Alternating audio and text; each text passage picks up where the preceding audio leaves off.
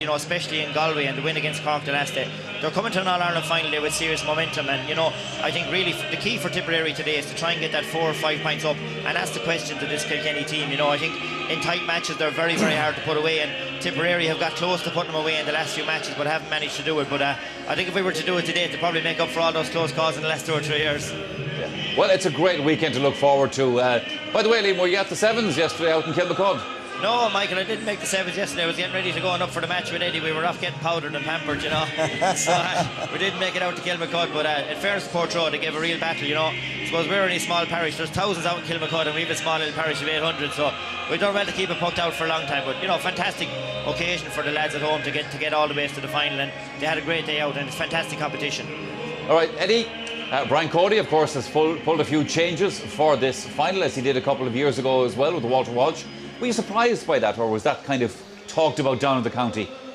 I think the Walter one was being talked of strongly. It wasn't really a big surprise. He's probably been given a very specific job today. Maybe they're going to put him in close to the goal. But the Owen Murphy one definitely was a bit of a surprise. I thought David Herity would get the vote of confidence, but I'd have no fear of Owen Murphy. He's a very strong-minded young fella and a very good hurler, and I've no doubt it'll be just seamless for him. But yeah, just probably a little bit unlike Kilkenny, maybe to have 3 changes going in, but I'd have every confidence in them. I think Keith for us today is just keep it nice and tight, and when the goal chances present themselves, maybe try convert them. But it's very important. Personally, in my opinion, I hope we're not chasing that game with maybe 10 or 15 minutes to go. I'd like if we have maybe a point or 2 in front and we kick on from there. All right, one final word. Liam, you confident? Yes, I wouldn't change my colours for anything here, Michael. I'm very happy with the space we're in. Bring it on. Eddie Brendan? Yeah, I brought a spare one for Liam, but I don't think he wants it. So. Brendan, as a Kilkenny man, you're always confident, I know that. Eddie will be singing Steve Lamont going back in the taxi this evening, Dorothy. I might have it sung to me at home. All right, lads, thanks very much for that. Obviously, enjoy the match. Yeah, look, this is great. This is great sort of build-up. And, I mean, all the tradition, all the rivalry and all that kind of stuff, and the tradition between the two sides adds to all this. Well, the two lads epitomise the whole spirit in which the game is played. Like, you know, this, you know, when 3:30 comes, it's going to be very, very serious. You know, by 5 o'clock. That's going to come by in 5 o'clock, 17 minutes. It could be even more serious. You know, but I suppose what we're all concerned, what Liam Sheedy said there really, that, you know, Tip are so anxious to get ahead at the start. Big time. You know, that everything on the Tipperary game plan is get ahead at the start, you know, because when you get ahead at the start, you force Kilkenny to come forward that little bit and not to crowd their defence like they did against Limerick. If you think in the semi-final, that was the one thing Limerick didn't do at the crucial time. They just couldn't get ahead, you know. So Tip are absolutely banking on everything on this in getting ahead earlier on in the game. But of course, Kilkenny like to do likewise. So you will have ferocious exchanges here in the first 10 or 15 minutes. I've heard a couple of commentators leading into this match making the point that if Seamus Callanan gets going and gets the ball today, Tip will win. Is it as straightforward as that? Not as simple as that. But how important is that, though? It's very important. The ball has to come into him first. The big, like he's on JJ Delaney, like there's 2 guys around him. They'll be on about Jackie Tyrrell, but Paul Murphy's completely underrated as well. They'll try to hang in as well as much as they can. Now, if they're brought out the field, they'll have to go out a certain bit.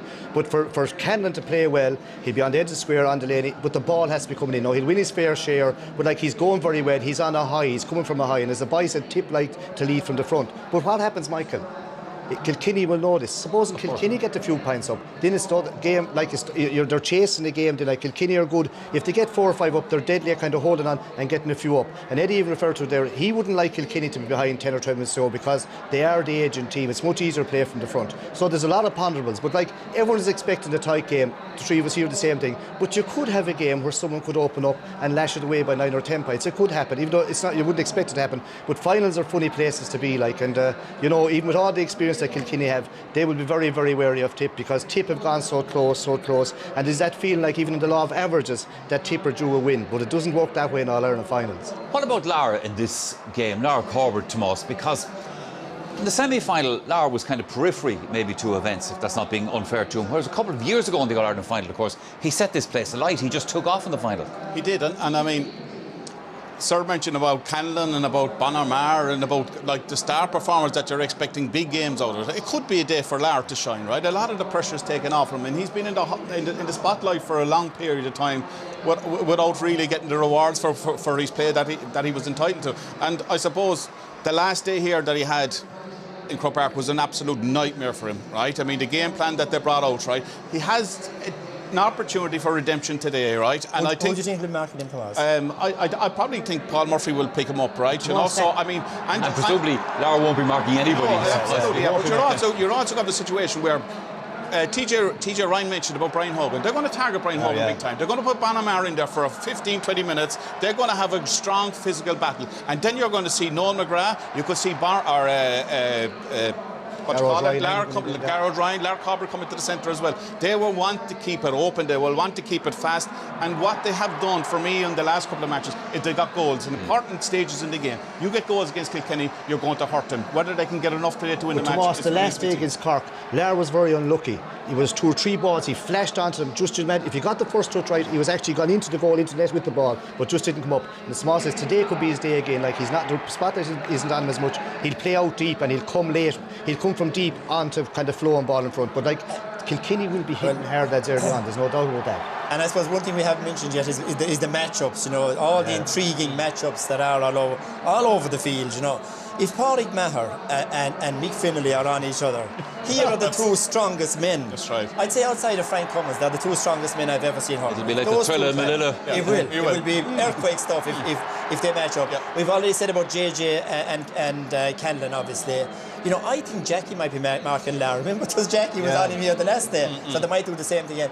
You know, Brian Hogan and Bonner Maher. What an intriguing one that is. You know, there's the energy of Bonner against the wise head of Brian Hogan. Joey Holden and Bubbles. We haven't hardly mentioned Bubbles yet, even though he's one of the most effective Tipperary forwards all during the championship. And he's a fellow who moves around all over the field. You know, will Holden follow him, you know, from one wing into the corner, because he travels all over the pitch. So when you now, Cyril mentioned TJ Reid at the start of the game. That's the one I'd be watching. Probably he was inside in the corner the last day, but he's in his real position now today. It didn't work from the last inside.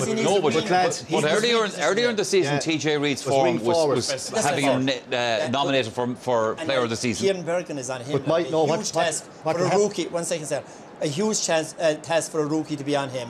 And then you have your 2 inexperienced goalies. So there are so many intriguing aspects to this game that you rarely get, even in the final. I expect TJ Reid to line out full forward and they'll target James Barry, who's playing very well, but isn't the full-back at all. Now, Reid is deadly in there, and as you said earlier on, they'll bombard. One year against Waterford, it was like missiles coming down here, high ball. There's one concern, right, with Kilkenny for me is they picked a big, strong forward division. Physical. Lacking a small bit of pace inside there, you know, and that could come against them big time because that full back line are very, very aggressive. I mean, James Barry, people talk that he's an easy touch, but he's not. All right, lads, as you can see, at the moment, the teams are lining up beside the red carpet because Uachtaráin Herden, Michael D. Higgins, is here for Hurling's big day and ready to meet the teams. So let's go back to Ger Canning for the moment. Yeah, here he is, President Michael D. Higgins, ready to come out along with Uachtaráin Common Luke Lasquel, Liam O'Neill. On a beautiful afternoon at Croke Park, we had splendid, lovely warm weather earlier on. A little cloudy at the moment, but nonetheless it's warm, it's pleasant. A capacity crowd here. Brian Cody rather, set to take charge of his 73rd championship match for Kilkenny. I mentioned Brian Hogan there. There was a little rumour at one stage that he had injured himself in the build-up to this, but he's out there, he's playing. And now the 2 presidents come out and we'll hear the presidential salute.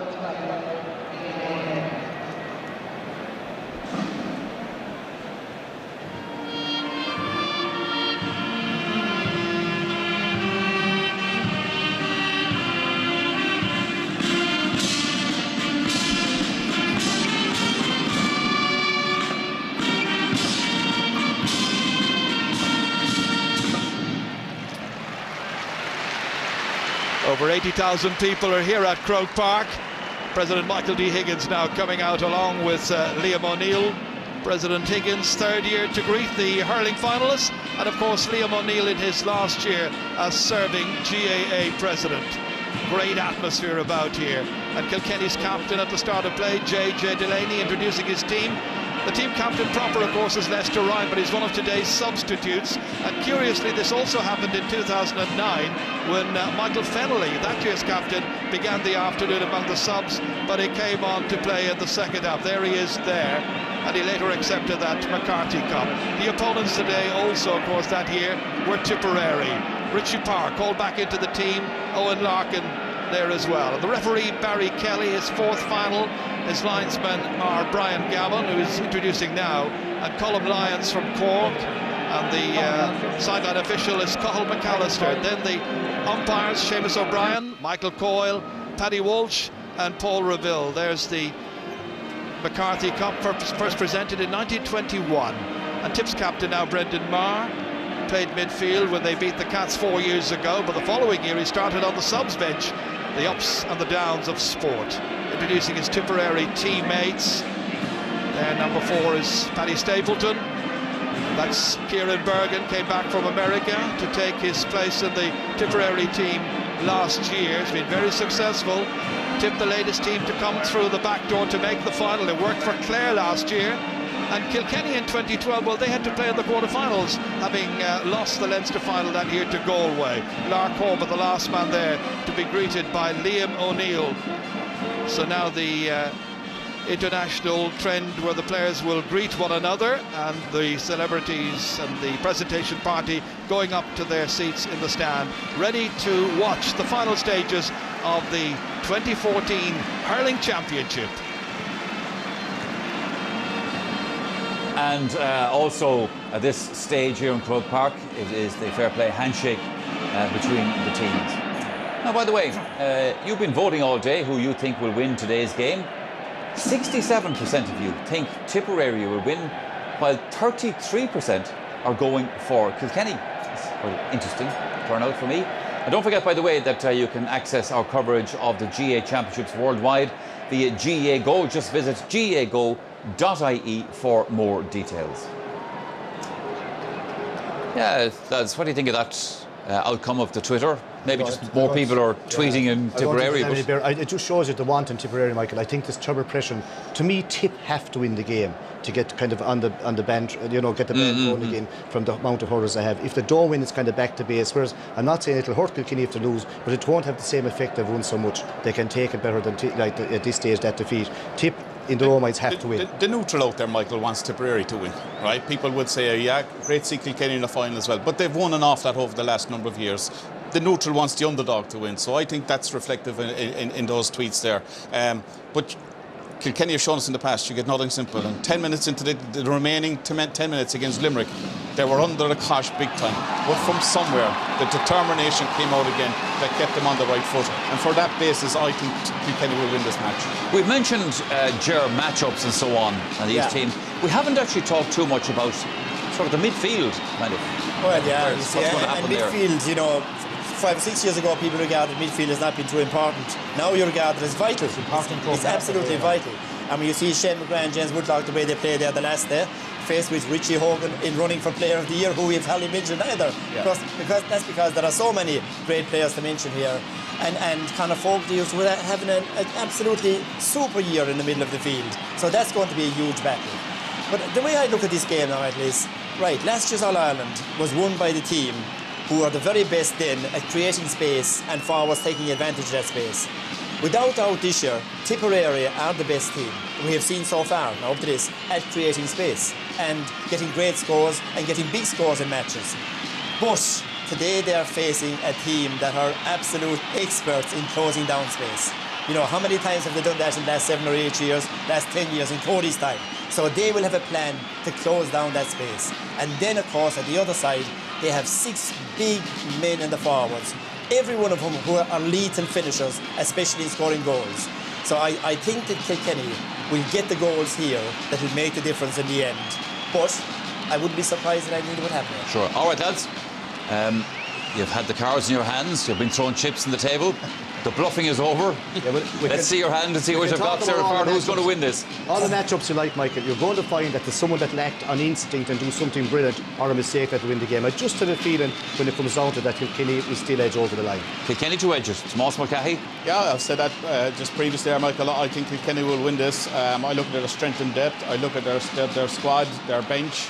Like, guys are really hurting that are not on the team. You know, training has gone exceptionally well for them, and I think, like, the big thing here for Tipperary, as George mentioned, is getting out of the blocks, take the game to Kilkenny. That's what they have to do, and if they do that, they have a great chance. But still, at the end of the day, this game will be won by Kilkenny. And Ger, I presume you're making it a full house. Well, obviously none of us are on Twitter here, Michael, because it is absolutely unanimous here. The Kilkenny will win. But as we said between ourselves, we wouldn't be surprised and anything would happen here. But if we had to go for somebody, I would definitely go for the Kilkenny on the basis that they are the experts at getting goals that really needed. All right, lads. Thanks for that. So then, the scene is set. Whether you are watching in Christchurch or Coot Hill, Seattle or Skibbereen, you are very welcome to the final of the 127th All-Ireland Hurling Championship. It is time to join our match commentators, Michael Duignan, and first, Ger Canning. Thanks, Michael. What a wonderful setting. Croke Park, quite a picture this afternoon. The atmosphere has been cranked up considerably in the last half an hour or so. The excitement building, and a particularly proud moment for these two captains then down there. JJ Delaney at the head of Cats starting 15, and Brendan Marr, the young teacher from Burrasoleil, leading out the Premier men. I'm not quite sure how they can concentrate on the task ahead. The noise level hasn't subsided. As always, it's a highly emotional occasion. Feelings running high. Croke Park is experiencing the heartbeat, I suppose, of Gaelic games on All-Ireland Hurling Sunday. And Michael, as we were looking at them going around there, we were just noting the physical differences between these two sets of players. Well, all exceptionally fit, obviously, Ger, but the Kilkenny team markedly bigger. Their forward line in particular, the smallest forwards over 6 feet, Richie Power and I don't know who else. Most of them are 6'3", 6'4". They're a huge forward line. And Walter Welch down there, number 13, 6'5". 6'5", and I see Richie Hogan there, Richie Power and Owen Larkin, both about 6 feet. I expect a few changes in that Kilkenny forward line. I expect TJ Reid to go full forward, Richie Power to the corner, and Walter Walsh in the other corner with Owen Larkin moving out to the wing. I think they're going to target the Tipperary's inexperience in their full back line. Cathal Barrett has been, to me, the outstanding young player in the country this year. A brilliant find for Tipperary. But his first final, Darren Gleeson's first final, James Barry's first final, 3 out of the 4 in around the goals. And I expect a lot of Route 1 hurling from Kilkenny today to try to test them out. But James Barry has been doing well so far as well. But just one of those many intriguing battles that are going to take place today. It's Tipperary who won the toss. Indications that they'll be playing from right to left as we see it in the first half. Mick Ryan there alongside the team manager Eamon O'Shea. What a terrific job he has done, because at the very beginning of the year Tipperary appeared to be going nowhere, and then they got to the league final, beaten by Kilkenny on that occasion, a match that went to extra time, and now here they are in the All-Ireland final against the acclaimed Cats. As we all know, along with Cork, today's finalists have pretty much dominated the hurling landscape down through the years. Between them, Kilkenny and Tip have played in 64% of All-Ireland finals played so far. They are the big two, the market leaders right now. The action's about to get underway, but just before it does so, they're going to stand here at Croke Park for the playing of our national anthem.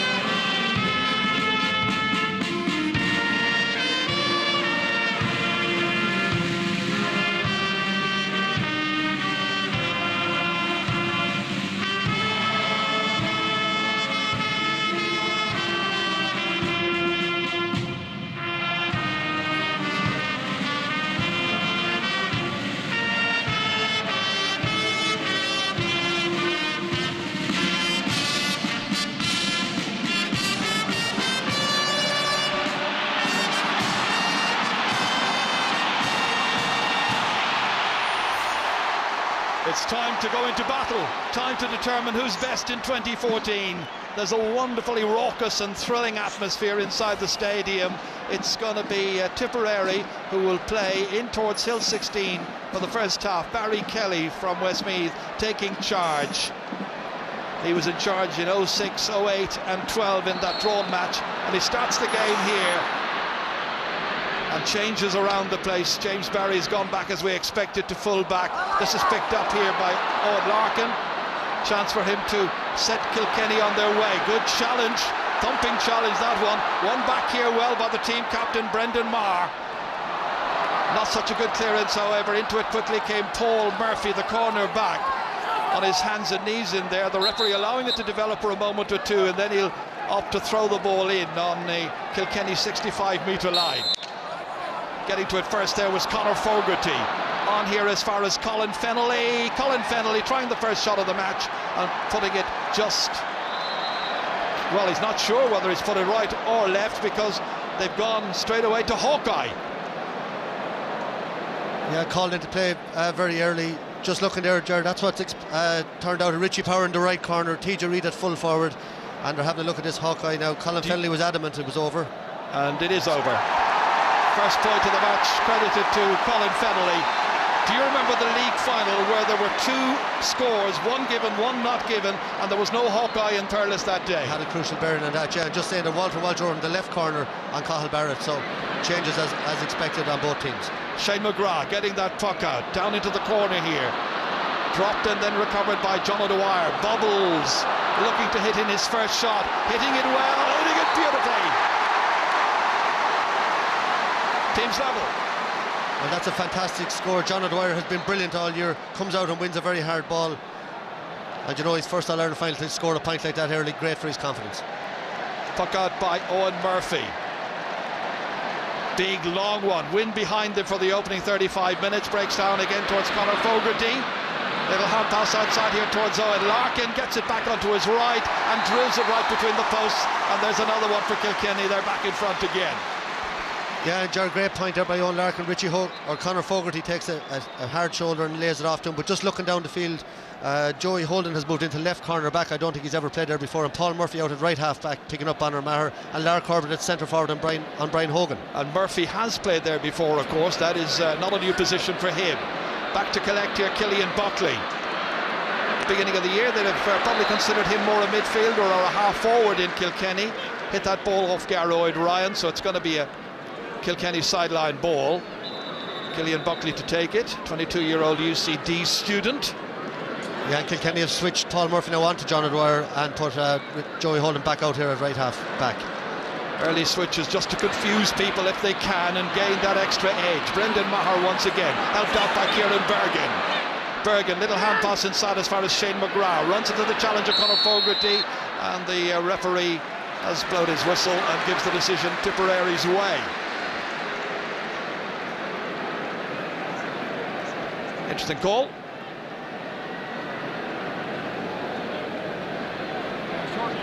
Conor Fogarty will probably feel he went in with the shoulder. Yeah, I think it was Walter Walsh's left hand was holding his arm. It was soft free to give away. It results anyway in John O'Dwyer Bubbles taking this first free.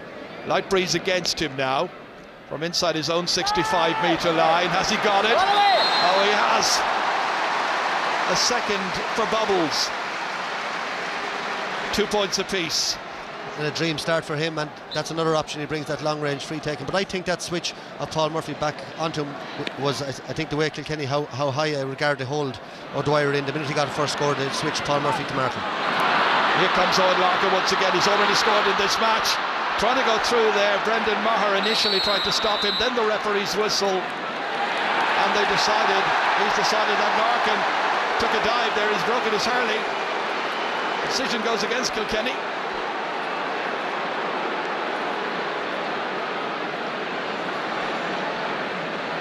Well, it results anyway in a free out for Tipperary, and they'll breathe a certain sigh of relief there. Darren Gleeson to take this. One of those debutants in a final at 33 years of age. Big, huge one down into the corner. Out by JJ Delaney. Swept away out of trouble initially. Again picking it up there, John O'Dwyer throws his shoulder one way, well blocked down, gets it back a second time. A lot of work to do here, just outside the 45-metre line.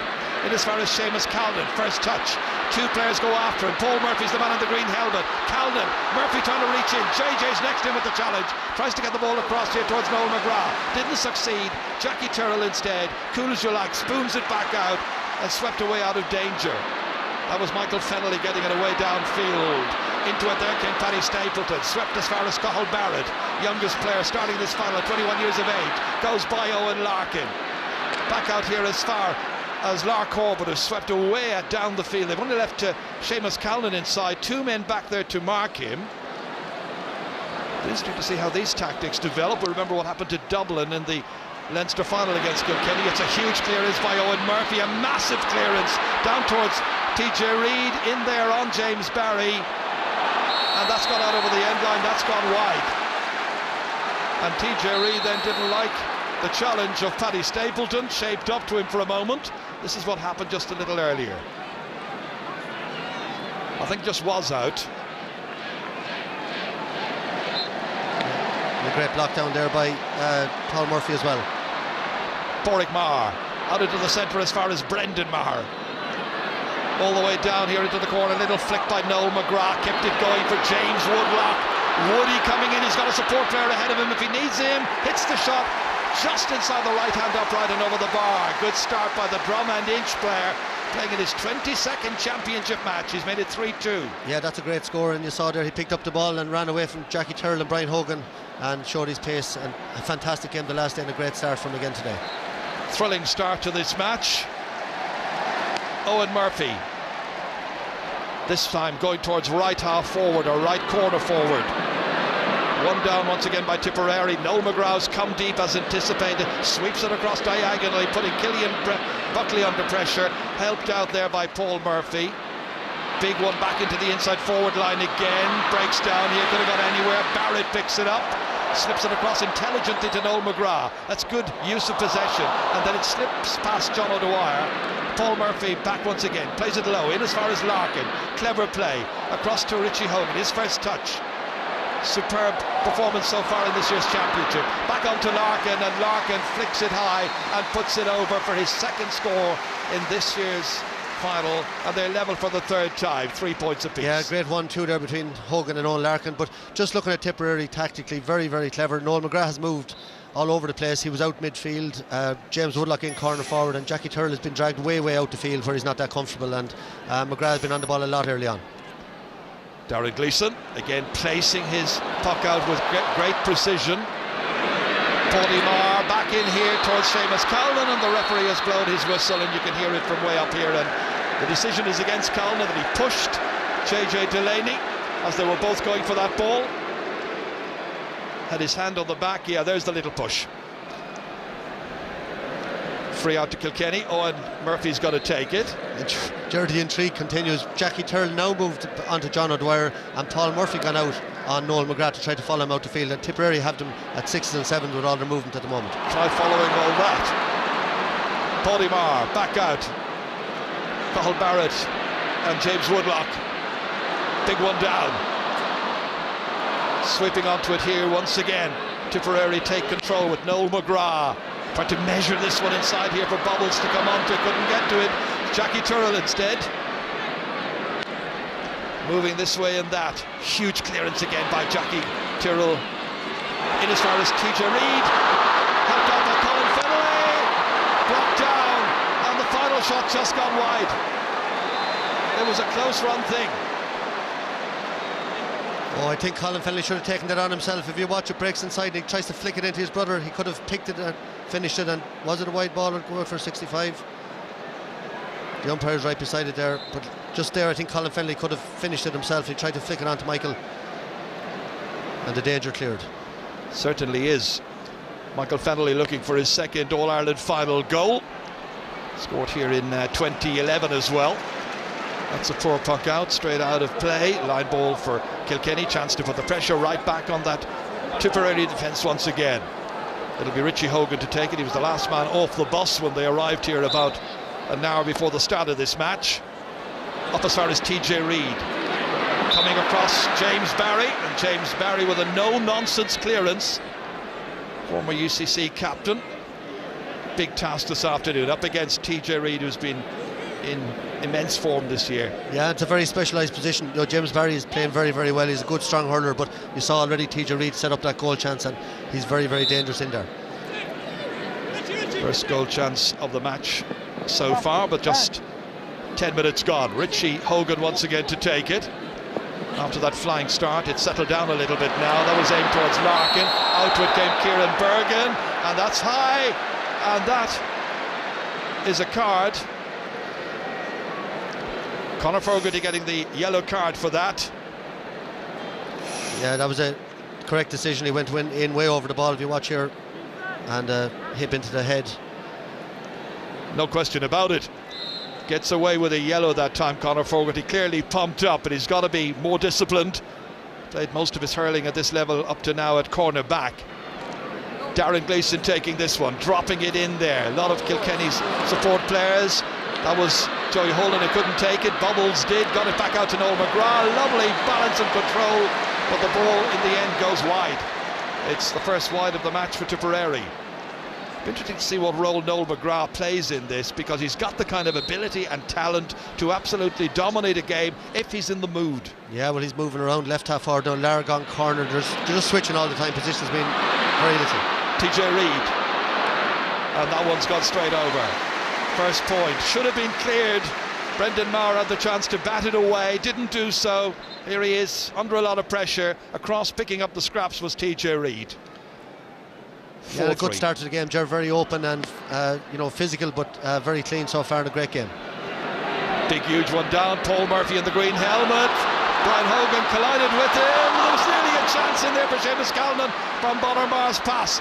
Still might happen. Seamus Callan trying to scoop it up to himself, but he's now gone away 35 metres from the target, over his left shoulder and over the bar. Great score. Seemed to have been lost. There was a real goal chance there a moment ago. Absolutely great chance there. The pass maybe a little bit early from Bonner Maher. He could have carried it a bit further, but a great score then by Seamus Callan. Here you see Bonner very unselfish, just over the head, and goal chance gone. Paddy Maher breaking this one down. TJ Reid once again picking up every little piece that comes his way and drilling it beautifully inside the left-hand upright. A second point from open play for TJ Reid. That's a fantastic score. TJ moving way away from the full forward position again from the sideline over the bar, and himself and Owen Larkin started very, very well in the Kilkenny forward line. At this stage he's been picked up by Paddy Stapleton, playing at right corner forward. TJ Reid. Darren Gleeson's puck out down towards Bonner Maher. We're looking for him to exert a big influence in this game. Lark Corbett picking it up, making space for himself. The hat-trick man from 2010 gets his first score in the 2014 final. 5-4, 5-0 rather. Now this man, when he's on his day, what a genius. 14 years I think on the Tipperary panel now, and he wouldn't be there that long, and he's retained his pace throughout that time. I think he could have a big bearing in this game today. He's still got that class, that enthusiasm. Big puck out again. Footing tips backs under pressure. This time Brendan Maher sweeping in behind big Walter Welch. Hand passing it away, but under pressure, playing it out. Some Tip players certainly yet to settle down fully in this contest. Early stages. Bound to be a lot of nerves around. Richie Hogan's going to take this next sideline cut. Chance to maintain that pressure. The possession stakes so far. Cut up, but cut to the left, and a wasted opportunity by Richie Hogan. Haven't seen a great deal of him so far in this match. What a season he's had. Yeah, having a great season. I think that long high ball into the Kilkenny forwards been coped with by Tipperary so far. Very little clean fielding so far by the Kilkenny forwards. And again the puck out, aimed away towards the flanks, keeping it out of the middle of the park. Jackie Tyrrell once again dominating. Back as far as Killian Buckley. Cross here towards Michael Fennelly. Two men from Tipperary are on him. One of them is Noel McGrath. Beautiful ball inside. Well controlled, well blocked by Killian Buckley. Goalkeeper comes, loses it. TJ Reid almost in. Helped out by James Barry. And it comes as far as Kieran Bergen. back in once again. Bonner-Mar's in towards this one, and Bonner-Mar sees it land on his lap across towards John O'Dwyer. O'Dwyer pursued by Killian Buckley, hounded by Buckley, forced to play it back out here again. And Tipperary have to restart this particular attack. James Woodlock, well blocked this time by Richie Hogan. Bonner-Mar comes towards it, doesn't get to it. It's Garrod Ryan as well. Spills loose here as far as Colin Fennelly. Fennelly laying off the hand pass to Richie Power. Looking for a support player, finding it there.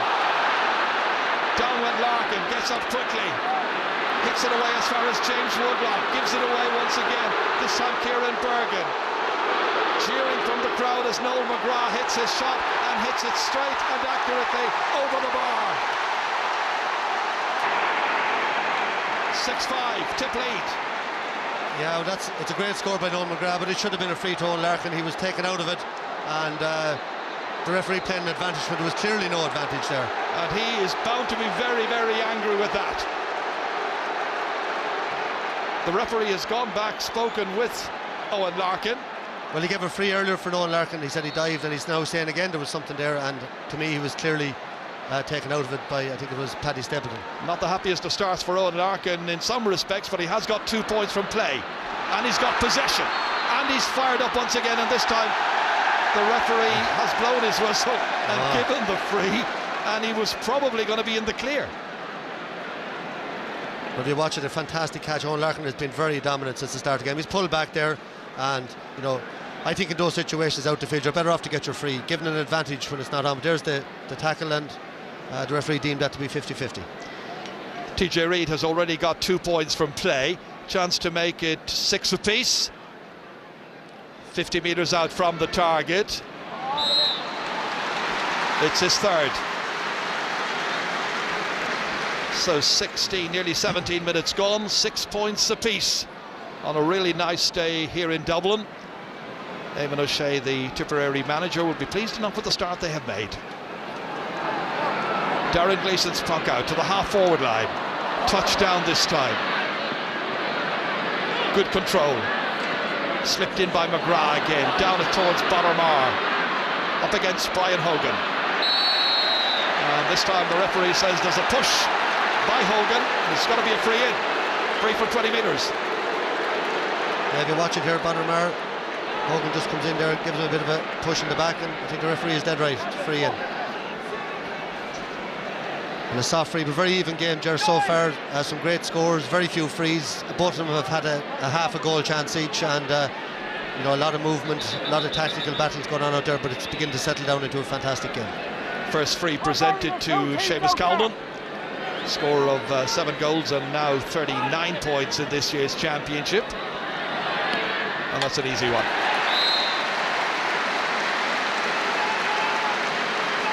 So Tipperary 7-6 in front. And Noel McGrath, I think, having a huge influence so far. Jerry, his movement, he's moving all over the place from corner forward to wing to midfield, and he's picking up an awful lot of ball, and he's orchestrator-in-chief at the moment for Tipperary. His work rate has always been very impressive. That's missed in the air by Brendan Maher, runs on towards Richie Power. Michael Fennelly in the number 10 shirt there in the white helmet, trying to dig it out. That ruck of players. Eventually it's Colin Fennelly. Work for Owen Larkin to do to try and get to the end of that one. Wasn't a good pass, he hadn't really much of a chance. It's got to be a line ball to Tipperary instead. Ferocious pressure always put on the man on the ball here, so inevitably the ball is going to run astray every so often. Paddy Mar's ready to take this. Good connection. Cross there towards Garrow and Ryan's wing. Bonner-Mar comes to it, but he's beaten for it this time, and Jackie Turrell got a prod on it, but only as far as Shane McGrath. And McGrath comes forward here and can put it over the bar and succeeds in doing so. Wonderful play by Shane McGrath. He's had a really good last 2 matches in the championship, and once again prominent here. That's a great score, and you know, Richie Hogan, as you mentioned, quiet so far. Conor Fogarty not on it, and Woodlock and McGrath started. 2 great scores from each of them. Kilkenny have gone short with the puck out. Paul Murphy now launching it in there towards Richie Power, breaks down towards TJ Reid. Missed initially there by Michael Fennelly. Richie Power trying to get to it. Fennelly back again, and the referee has blown his whistle. going to throw it in quickly here. Colin Fennelly trying to nurse it to himself. Scorer of 3 goals and 5 points in the league back in February against the same opposition. Back this time to the middle to Conor Fogarty. Swinging it across but not accurately, and that one's gone out of play. Always offline. 4th wide. Hasn't ever scored in the championship, Conor Fogarty.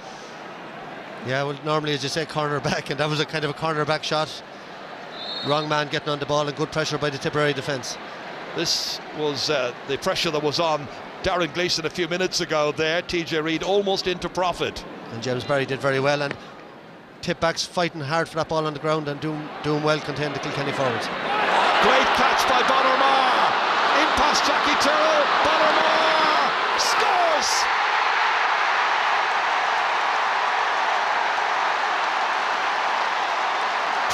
Minutes are gone in the match. Bonner-Marr gets his 4th ever championship goal, and he did it like this. Well, that was a fantastic catch over Brian Hogan's head. He's given away 5 or 6 inches. Charges straight in the middle. Not the best shot ever, but in under the body of Owen Murphy, and Tipperary now well on top here, gone 5 points ahead now. Only 20 minutes gone. It's a huge boost for Tipperary. Garroyd Ryan now down towards Bonner-Marr again, prodding it on here. Goes after it, shows boundless enthusiasm and energy. In he goes, down he goes. Is it inside? The referee racing in there, Bonner-Marr and Paul Murphy. He might talk to his umpires. I think he's going to do so. Yeah, well, it's going to be a yellow card for Paul Murphy, and he's just asking. I think it's a penalty by the looks of it. Yeah, it is. What an opportunity, as Paul Murphy is given a yellow card. This is where it happened. He made his way into that large square. Down he was taken inside. Referee got it right. They've got a goal. Just a matter of... I don't think he did, Ger. I think he was outside where the foul was committed. But just he fell inside the square, but I think he was fouled just outside it. But it's a penalty now anyway. And look at Tipperary. They've been threatening this. Their movement up in their forward line. They've been creating space. Bonner-Marr causing havoc as usual. And this is massive now. If this goes in, they'll have a huge lead early in the game. It certainly will. So Seamus Callan, who's got 7 goals already this year in the championship and 15 in all in a very fine career. Now he's been told you can go back 5 metres, take it as far as the 20-metre line and try to beat Owen Murphy and the 2 other backs waiting in the goal area. He's going for it. It's saved. And out it comes. Well hit away into midfield. Colin Fennelly across here towards Richie Power. A let off for Kilkenny. A chance now for them to get the next score. Power brilliantly through the centre. Fennelly now taking them all on. Outside here as far as Walter Welsh. Hasn't seen much action so far. Surrounded by 3 Tipperary backs. Gives it back as far as Conor Fogarty, and Fogarty hits it rather waywardly. And he's put that one wide. Oh, they're going as far as Hawkeye again. I thought it was wide, but we'll have to wait and see. But that shows you the pressure Tipperary are putting on. That's 2 balls in a row that have come into Conor Fogarty's hands. He shouldn't be the man taking the last shot. And just watch it here. I think it was wide, but yeah, that's going to come up as a miss. So stays at 1-8 to 6 points. The boost of that Patrick Bonner-Marr goal after 21 minutes, and then for Kilkenny saving that penalty by Seamus Callan. 2 of the talking points from the first half. Darren Gleeson's puck out, landing down there towards Bonner-Marr, surrounded by Tipperary players. Fogarty's in battling, Hogan's in there as well, leaves it behind. Fogarty picks it up, slips it through the centre. Plenty of Tipperary men there to take it. One of them is Cathal Barrett. Out here as far as Lark Corbett, a point scorer already. Larkin goes after him. It's Lark Corbett hitting this typical Lark Corbett fashion. The same style, the usual final finish. That was a fantastic score there. The pace, the angle and the precision. Yeah, and that takes unbelievable skill on the run like that under pressure. Brilliant score. Here's the penalty save now. Seamus Callan hit it into the ground, and easy enough save there, but Tipperary, as I say, well on top, and Kilkenny need to score badly. Back out here once again it comes, and this one has gone over the bar. and it's hit there by Richie Hogan, his first point of this match. So 1-9 to 7 points now. And I think, Michael, when we were looking at that penalty again there, the two men on the goal line along with Owen Murphy looked to be Richie Hogan and TJ Reid, two of the forwards as opposed to two of the backs. It shows you the ability to have to come back down, and that's an important score, and important few minutes for Kilkenny now before half time, and Tip will be looking to press on. Paul Murphy hitting it in, TJ Reid gathers it in, slips a little hand pass, Power scores. What a reply, Richie Power. 25 minutes in. Yeah, great response there. That's what they've been looking for, that mismatch with TJ Reid. He's so good in the air, brilliant catch, closed down, but he got away the hand pass. I think the referee may be checking to see was it thrown, but very cool finish then. But you can see there clearly a hand pass across, and brilliant piece of skill by Richie Power there to finish it, and very cool. You may remember the Limerick match where the ball was lobbed into the Limerick square and two hurleys went up for it, Richie Power and Owen Larkin. At the time we weren't 100% sure, but afterwards in Kilkenny they were saying it's Richie Power's goal, not Owen Larkin's. Anyway, it's Power's today, no doubt about that. Hurled away there by Killian Buckley, diagonally over there to Walter Welch, switching positions over in a race with Cathal Barrett. Barrett wins it. He's had a wonderful first season at this level. Now can he get the ball away, put under pressure, trying to do too much with it. Walter Welch making an angle for himself for trying to do so. Back in to help out was Kieran Bergen. He's lost it to TJ Reid, right on the end line. Reid hits the goalkeeper. They get it out through Porrick Marr. Dangerous for Tipperary, nearly another one for Kilkenny. Back comes Killian Buckley from his own 65-metre line, soloing forward, pursued there by Garrow and Ryan, in as far as the goal scorer Richie Power. Hand pass back out, was it thrown? They're claiming that it was on the sideline by Tipperary, but it reaches Colin Fennelly in the end, throws the shoulder once and twice, then looks up to see where Conor Fogarty is, darting this way and that. Fogarty making it very hard for himself towards TJ Reid, difficult one to reach, too many Tipperary backs. And Cathal Barrett in the end, seizing on that one, out towards Noel McGrath. And McGrath scooped brilliantly by Larkin. And that hard work pays off. In comes Holden, gives it off once again towards Richie Power. Power across to Michael Fennelly, balances it on his stick, throws it over his left shoulder and hits it over the bar.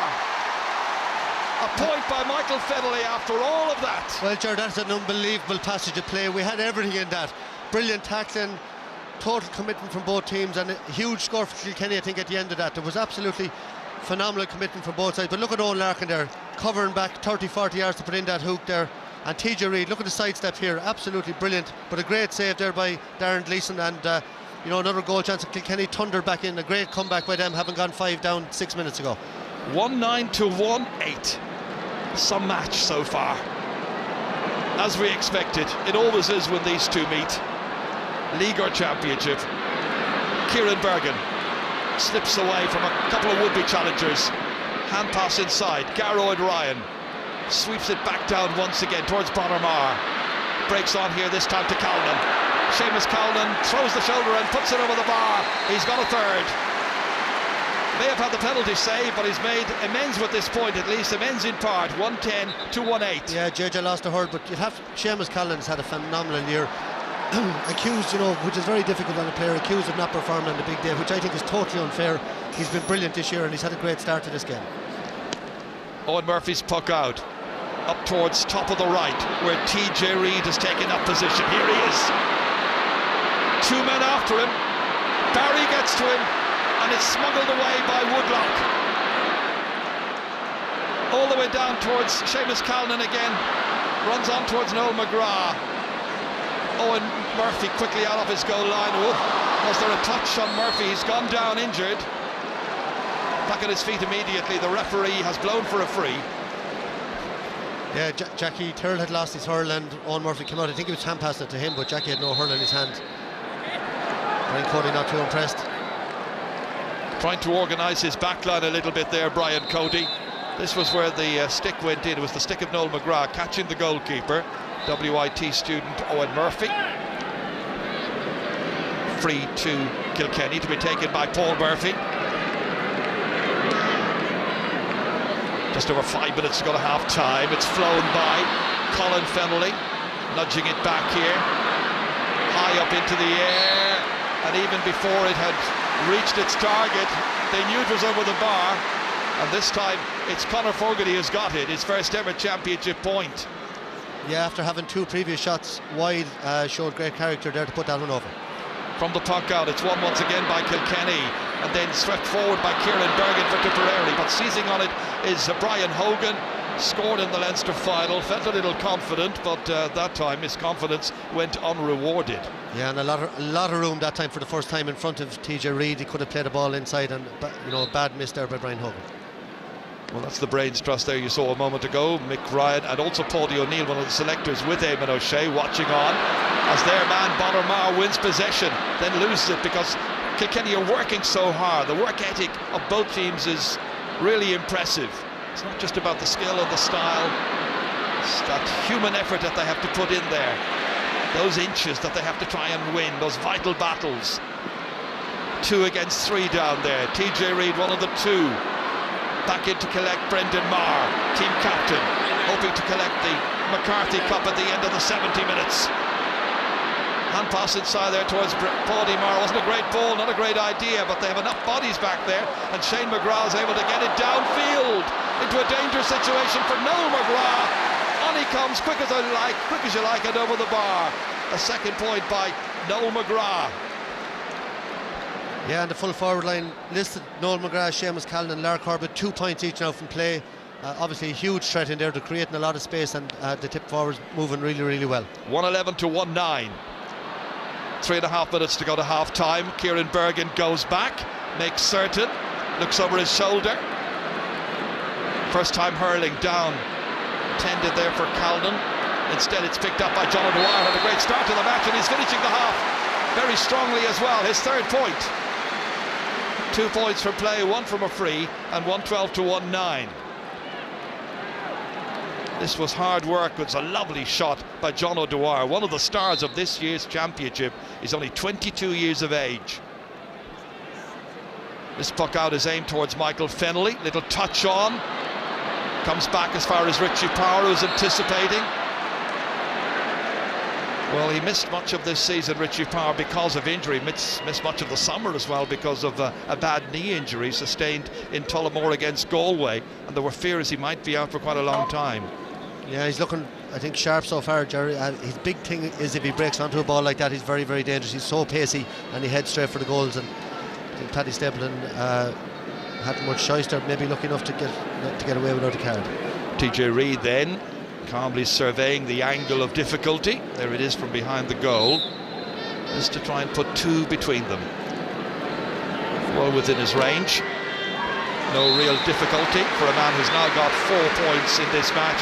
The last 2 coming from place balls. So we head towards half time, and the fans here at Croke Park really engrossed in this match. The puck out down towards Killian Buckley's wing, helped out here inevitably by Jackie Tyrrell. Big one down towards TJ Reid, breaks it down but couldn't catch it. Coming in was Colin Fennelly, and anticipating, had a player to lay it off to, but he was fouled before he could do so, and that's why he's angry. And it's going to be a free in, so this should be another one for Kilkenny. There should be just 1 between them in a matter of moments. Yeah, and again, if he broke through, there was a half a goal chance on, and that's why the Kilkenny players frustrated.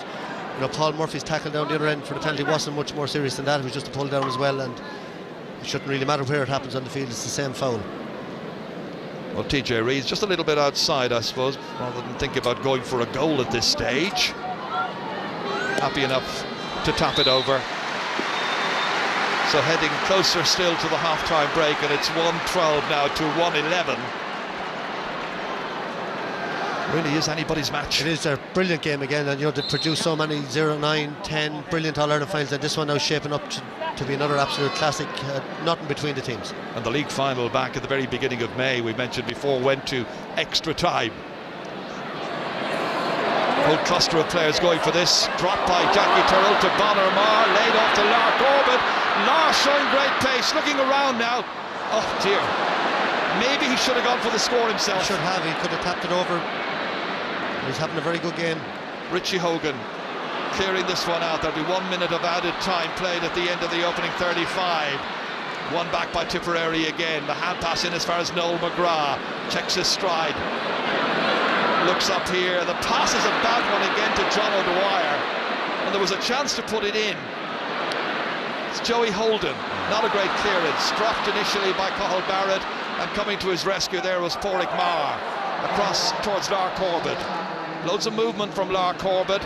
In towards Callan. Wasn't looking at the ball when it was coming in. Maybe the sun was catching him. That's Killian Buckley. Lucky he wasn't caught as he was trying to clear that ball out. Back towards Lar again. Reaching up for it. Stepping in there was Brian Hogan, but taking it up eventually Pádraig Maher. Now Garrow O'Brien, the Temple Derry Kenyans player. Clever ball across towards Bonner Maher. He misses it. Should have held on to it. Conor Fogarty instead. Very busy player. And another mistake. A whole sequence of errors there in the last few moments. Untypical of the first half so far, which has been really, really entertaining. 112 to 111. Probably running out of steam a bit, Ger. I'd say coming up to half time, it's been ferocious pace in the first half. And Conor Fogarty's been on the ball an awful lot actually for Kilkenny in the middle of the field. The yellow card, I didn't see what happened there. I think the linesman called the attention of the referee there to something, and the yellow card looked like to be given to Bonner Maher there. It's gone to John O'Dwyer, it seems. I think he flashed one to Bonner Maher as well just before that. Looked to be anyway. We'll have to try and question that at half-time. Bonner Maher, you think, also got one. All right. Didn't seem to see anything, but he referred to an earlier incident there with John O'Dwyer, which I didn't see. Here's O'Dwyer. That's swept back out again by JJ Delaney, falling down Noel McGrath, and the referee this time penalises Kilkenny, and it's going to be a free in. So there's an opportunity for Tipperary to have a 2 points advantage going in at the end of the opening half. We'll have to check those yellow cards because they could be costly later on. Two we're sure of, Paul Murphy and Conor Fogarty earlier on in the contest. Once again, it's Seamus Callan to take this. Score of 3 points so far. Scored 3-6 against Kilkenny last February in a real ding-dong league match. Teams shared 10 goals that day. He's got a fourth this afternoon when it really matters in the All-Ireland final, and the referee has blown for half-time, and it's been a very entertaining opening 35 minutes. 2 goals in that first half. The first of them was scored by Patrick Bonner Maher after 21 minutes for Tipperary, but within 4 Richie Power had the ball in the net for Kilkenny. The teams were level on 6 occasions during that first half. Lots to mull over. There was a missed penalty as well. Should it have been a penalty? Michael Duignan here alongside me has his doubts as to whether the foul occurred inside the square, but the teams go in at half-time at Croke Park in the All-Ireland Hurling final. It's Tipperary 113, Kilkenny 111. Lots to talk about, lots more to see right after this.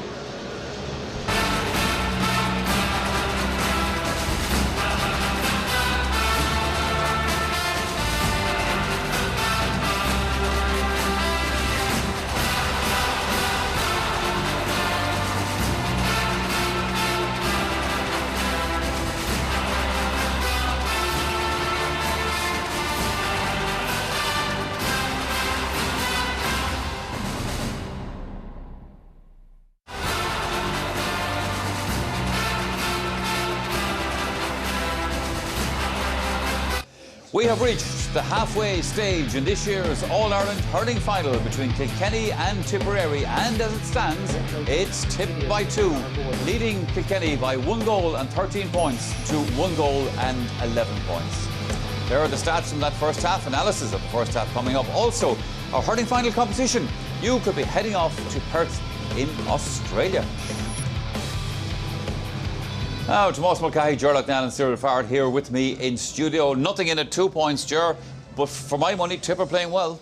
Without a doubt, you know, and I suppose the secret is the way they lined out at the start with Lara centre forward, you know. 2 things have really worked out for them. People were saying if Noel McGrath and Lara played better today, Tip would really be in with a real chance. Both of them are magnificent. Lara is fantastic at centre forward. He has dragged Brian Hogan all over the field. Even Brian Hogan doesn't know what to do for the finish of him. But I think the secret to Tipperary's plays they have the two central pillars. They have Lar centre forward, they have Cannon full forward. They keep them there, but all the rest are moving around at such pace that the Kilkenny backs don't even know who to pick up. You know, you look at the stats there, you see they've had one wide in that first half. You know, their striking from play, their striking from defence is outstanding. And then in defence, their covering is really, really good. And their tackling is excellent. Now, as our man here pointed out before the start, one thing has upset him in defence, and that was TJ Reid going in at the start at full forward, especially effective under the high ball. Now, they've coped well enough with that in the last 15, 20 minutes. But you'd have to say they are on top. You know, they are on top on most sectors of the field, and Kilkenny playing too defensively at times. That half forward line dragged out, so when the ball comes in, there's an extra tip defender in there. So a lot of sorting out to be done by Brian Cody at half time. When you see Brian Cody getting animated on the sideline, you know Kilkenny are in a tough match. Yeah, like Tip, like, you know, have created the space, taken the game to which they had to, and they're leading. That was the big thing, and they got the great goal by Bonner Maher, and they could have stretched it further. But typical Kilkenny, they're just hanging in, and the high ball at times it isn't working. But when TJ Reid these lads catching there, they are dangerous, and they're laying off. They're threatening goals, and like the referee a few times didn't give kind of decisions Kilkenny's way. Now, okay, you know, there'll be margin up, but there'll be no Christmas cards so far from Kilkenny. But the game, even though Tip are leading well and dictating the pace, they're going in. They had a little bit of reason first half. They're 2 points up. Kilkenny are hanging in, but the game is still there to me when it could go either way. Now, Tip are in the driving seat though. They are, and to help them into that driving seat, they got the goal, Tomas. A couple of our Tip friends here nearly jumped out over the top of the stand after this one. But this was a real lift. It was, and look, we mentioned about the puckouts before the match. We saw one or two going short, and when Kilkenny pushed up them, they went long, and they went to the main target man, the go-to man, Bonner Maher. People will be disappointed. He did everything right, went down low to block it, put it with him behind. But if we look at from behind the angle of the goal, you can see the puck-out is coming. You can see there's only one thing on Bonner Maher's mind when he gets it. You see Cannon running to him, he takes his space, takes the man away from him, which means it opens up down the centre. And I picked him up before the match. He runs direct lines, and when he's in that frame of mind, there's very, very little a defender can do. And like, they could have pushed on after that, Michael. There was a few other opportunities that maybe could have put them further ahead. Oh, jeepers, there's no doubt about that, Cyril. They got the penalty. Yeah. First of all, we'll have a look and see, was this a penalty? The fouling seemed to have begun but outside. again in there, once the ball broke here, again, Tip of fierce space here now, again, tips it up, carries now, Maher's going to go straight through. Now, he's been tackled one-handed, and to me, like, it is a penalty. He's tackled inside. It can be dubious up, but like, he's tackled here by Murphy, caught, he keeps driving on, there's a drag there, he's definitely inside, he comes down, maybe to his outside, but to me, it still was a penalty. But here now, you need to drive on. Now, he's having a great first half, he's catching the ball, Bonner driving at them, and he's causing trouble. Now, the penalty he's taken, not that hard of a shot, Murphy blocks it down, and like, they'd have gone 8 points up if they got this. I suppose off the ground, Murphy got the his bouncer. best shot. No connection really in the shot. No Murphy connection, blocks. yeah. The big thing is that Murphy gets to it. He got to the other shot too, but didn't block it. All right, the second half of this All-Ireland hurling final coming up. But right now, though, how would you like a week's holiday in Perth, Australia for the international rules in November? Well, if that sounds good, here's how to enter. We've teamed up with Etihad Airways, proud sponsor of the GAA Hurling Championship, to give you the chance to win a trip to the International Rules Series in Perth, Australia next November. This great prize includes 7 nights accommodation and $1,000 in spending money too. For your chance to win, answer this. Which of these teams did Tipperary defeat in this season's All-Ireland Hurling semi-final? Was it Dublin, Cork or Galway? To enter, call 15 16 71 71 74 or text the word hurling followed by your answer and name to 57001. Viewers in the north can also text to 57001 or call the number on screen. You must be over 18 to enter. Lines will close at midday on Monday, September 8th. Full details are on www.rte.ie/competitions, where the lucky winner will also be announced.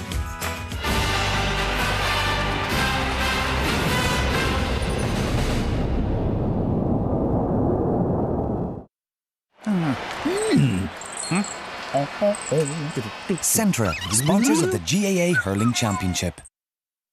So you keep up the ball to show you're keeping up the fight against men's cancer with Blue September. I'm not with you. We're gonna have to do this again, aren't we? Yeah. First there was a really big bang.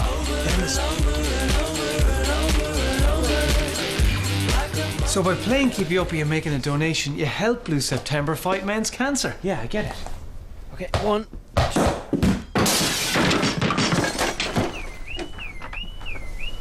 Maybe stick to the online version. Well, that's good. Keep up the fight against men's cancer at blueseptember.ie. Proudly supported by VHI Healthcare. You can fall in love in a blink. So when you find the one, go after it.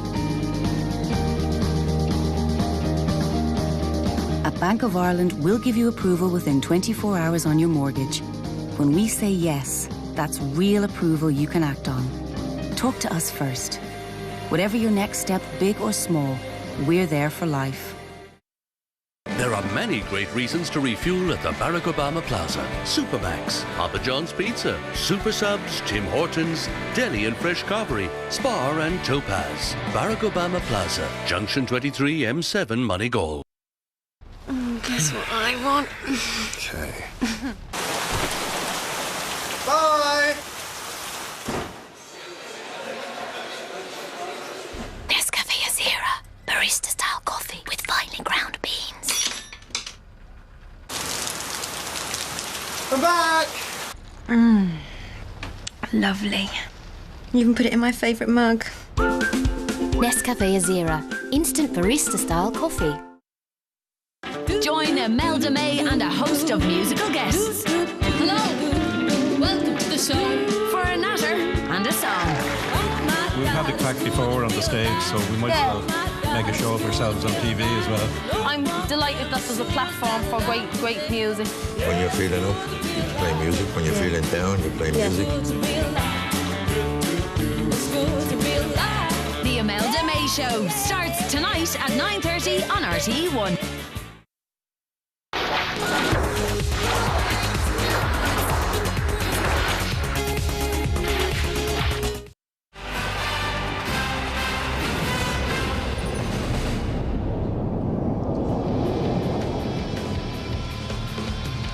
The high-quality sport keeps on coming on RTE television. The Republic of Ireland begin their qualifying campaign for the European Championships over on RTE2 shortly. The kick-off against Georgia is at 5 o'clock. And there are highlights of all of today's games at 11:20 on RTE2. There's more live soccer on Friday night with the FAI Cup quarter-final between Shamrock Rovers and Dundalk. That's at 7 o'clock. And then next Saturday and Sunday, join RTE Racing for the Irish Champions Weekend. Now that features 5 Group 1 races, including the Irish Champions Stakes and the Irish St. Ledger. And it all begins next Saturday from 5 o'clock on RTE2 and also online. Now, meanwhile, at half-time in the 2014 All-Ireland Hurling Final, Tipperary leading Kilkenny by 1 goal and 13 points to 1 goal and 11 points. Gerald, now you were saying this Kilkenny forward division, they can get goals. They got one in that first half. They needed it. Well, they got one and they could have got 2 more. You know, they had other chances as well. And I suppose, you know, the recipe for this one was ideal for them. You know, two men isolated inside in the full forward line. The high ball comes in. Richie or TJ Reid catches it. Paddy Stapleton is sucked in. Now look at the skill there from Richie Power. You might say it's an easy goal in the end, but with the goalie rushing him, Pádraig Maher coming in from outside, he had no time on the ball. Now look at him there. This is ideal for TJ Reid. He loves this kind of a scenario. Now, when he gets the ball, Paddy Stapleton has rushed in to tackle him as well, went a bit too soon, and there comes Richie Power, 2 lovely flicks, and the ball is in the back of the net. You know, Power playing very, very well. You know, I suppose Larkin started very well on the wing, kind of faded out of the game. Colin Finlay, good all through. Richie Power in and out. Nothing yet from Walter Welsh, and nothing especially from Michael Finlay. I know I've been looking at Michael Finlay, and to me he seems totally off the pace, where pace is so important out the field today. I think that's, we highlighted at the start of the match that they've gone for 6 very big forwards, right? They're dropping Owen Larkin out the field to cover between the midfield and the half-back line, which means there's a lot of space, but you need runners then. I mean, on the opposite inside of it, Lark coming to centre forward, you've Cannon and Bubbles inside, bags of space, right? Bags of pace as well, right? And pace. Hasn't happened down here. Walter is struggling big time because he's on a young man and young Barrett, and Barrett loves to attack the ball. Anytime it's breaking, he's out the gap and the ball isn't to his hand and it's gone away. And that is a problem for Kilkenny. That's absolutely central. You are absolutely spot on in the difference between the two teams. But after all, the Tipperary half forward line are withdrawing, but they're breaking forward at a savage pace. Now the Kilkenny half forward line withdrawing, they're very cumbersome in coming forward to support the men that are further inside. But lads, so really, after all they have to get a faster man in there in but that after half-hour all line. that, Kilkenny have had a lot of goal chances which they didn't take. They Oh, could yeah. actually, even though they don't deserve it, they could actually be up in front at half-time. Missed two good goal chances, which they usually wouldn't do, and they need them to Yeah, win the but game. you take Kilkenny or you take Tipperary. I mean, if they had scored a penalty, it would have put them 8 points ahead. Would have There been was a some pushing foul by the on Owen Larkin there in that first half. That got the Kilkenny fans a bit animated. Should there have been a card? Well, it should have been. It was a Should have crazy been a card, crazy it should have decision by the referee. Should have been a free as well. Like, you had to give a Yes. free. It was a rugby tackle, and that's had to In be a fairness free. to Barry Kelly, he has settled down well since then. Has. That was the one big error he made in the first half. He has settled down very well, but you'd have to say that right now, Tipperary have, they're in the driving seat. They are indeed. 82,179 here for this fantastic match. Let's get back to the commentary box to Michael Duignan and Ger Canning. Thank you, Michael. No changes made by either manager at half-time, it would appear. And Barry Kelly is set to restart. 2 points between them. Tipperary got 111 from play in the opening half. Kilkenny got 1-8. Very good first half. Let's see what the second half turns up. Once again, it's Brendan Maher. Big, huge one into a three-man inside forward line. Caught brilliantly by JJ Delaney, almost falling backwards. Jackie Tyrrell then taking it from him. Placing it for Killian Buckley, who needed a second touch. And that's kept in play there by Garrow and Ryan. Put under pressure by Larkin. Back once again, this time by Walter Welsh. He'll be hoping to up his performance, you can be sure, for the second half. Big, huge one down. Power right in the middle of all of that. Michael Fennelly on as far as TJ Reid. Reid gets the shot and Reid's going to go. What a start to the second half. TJ Reid, 40 seconds into the second half. Kilkenny go in front. When you watch here now, Richie Power fighting for the ball there. Michael Fennelly picks it up and a little flick of the hurl. But look at this for a finish. Unbelievable. He'd only half a yard to swing the hurl and he stuck it into the net, and that's the start Kilkenny we hope for. And we've seen that so many times over the years. They come out in the first minute or two in the second half and score a goal like that. Goals always so important for Kilkenny. This one comes back here. Brian Hogan clearing it out. And goals against teams in All-Ireland finals in the past have certainly been rather devastating for the opposition. Let's see how Tipperary will respond. Porrick Marr back in there towards Bonner Marr. It's Paul Murphy instead, given enough space to try and get the ball away, but it's James Woodlock who could be under this one. Does well because Colin Fennelly was closing in on him. Back out as far as Shane McGrath. Tipperary will look for a rapid response, and they get it. A point by Shane McGrath, his second. So 211 to 114. The teams are level once again. Level, I think, for the 7th time. Yeah, great combination there between James Woodlock. He took a heavy tackle there from Colin Fennelly, laid it off, and a brilliant point. And there's TJ again, just an absolute rocket to the net. He hadn't very much room in which to swing that stick. My goodness, what purchase he got on it. Great power. Colin Fennelly now, member of the Defence Forces, one of 4 Defence Forces members playing in today's final. Brian Hogan. That's a difficult one over there for Richie Hogan to contain, but somehow he managed to get it down, almost contorted himself, held off the challenge of James Woodlock. Yeah, what a free. Great catch there, but just in the build-up to the goal, the catch there by JJ Delaney, ball in over between him and Lark Harbour. He made an unbelievable catch, and that it was from that clearance then that the goal came about. Just looking there as well, a big switch there by Tip. Porrick Maher has gone to centre back for the second half. He played the first half at left half back, and Michael Fennelly in on him, and I'd say that contest between the two of them will have a huge bearing on this game. They'll be trying to shore up the centre of that defence with Brendan Maher now gone across to left half. TJ Reid, a goal and 5 points already in this final. Chance to put the Cats in front. Second time in the second half, in the early stage that they've got in front here. Player with exquisite skills, tremendous player. 212 to 114, and once again the crowd here, 82,000 plus, raising the decibel level as that puck out comes from Tipperary. Bonner Marr couldn't take it. Instead, it's Jackie Tyrrell getting it out. Intervening is Noel McGrath, and Noel McGrath's intervention was enough. He had the composure then to swing it over the bar and get his third. Early stage in the second half. Quite a thriller. Yeah, lovely interception there by Noel McGrath, and look how quick he is there to pick it and put it over the bar all in a split second. A super score. Owen Murphy's puck out right into the centre, hit to anybody or to nobody in particular, and Shane McGrath got there first, kicks it forward, intended there for John O'Dwyer, who started the match very well. needs to get back into it again now. It's Noel McGrath who's exerting the big influence, and that pass just a little bit too far ahead Garroyd Ryan. Good to see Garroyd Ryan back in the action once again. That was just a second wide, by the way, for Tipperary, because Garroyd Ryan is one of those players who had to recover from surgery to both hips in the last couple of years. So good to see him back. Owen Murphy to right, corner forward. TJ Reid went out there, but it's Colin Fennelly who picks it up, and now he's got space in front. Stapleton's after him, trying to hook him. Marr trying to get to it, and eventually the sticks going in put off the attacker, and Kieran Bergen was able to get it out towards Bonner Marr, putting the pressure on Paul Murphy. What a cornerback this man is. Looks up quickly. Look at that pass to Walter Welsh. He had no right to get that pass, but he did, and it's Walter Welsh who gets his first score of the match. But credit Paul Murphy for that catch and that pass. Well, the way he brought the ball down and the vision to pick out Walter Walsh, absolutely brilliant ball. But Colin Fennelly before that, I don't know what he was thinking. He should have stayed going with that ball, and he took it back in his hand. He should have soloed on through the man, and there was a great chance of a goal there, and not like Kilkenny not to, at least force the issue. Kilkenny are leading by a point. Killian Buckley now down there. Walter Welsh went in for it. Comes out here to Porrick Marr, giving the leadership. Great ball as far as Garroyd Ryan measures this one inside towards Larr. Comes out for it, swings around. Larr hits the post. Comes down to Joey Holden. A gasp from the crowd. Should have been a goal for Tipperary, possibly a point, and Larr denied. Joey Holden gets it out to the other wing back, Killian Buckley, way down. Brendan Marr is coming for it, reaches up, doesn't get it. Comes back out towards Michael Fennelly, swept away by James Woodlock. In the end, it's Noel McGrath who's back to help.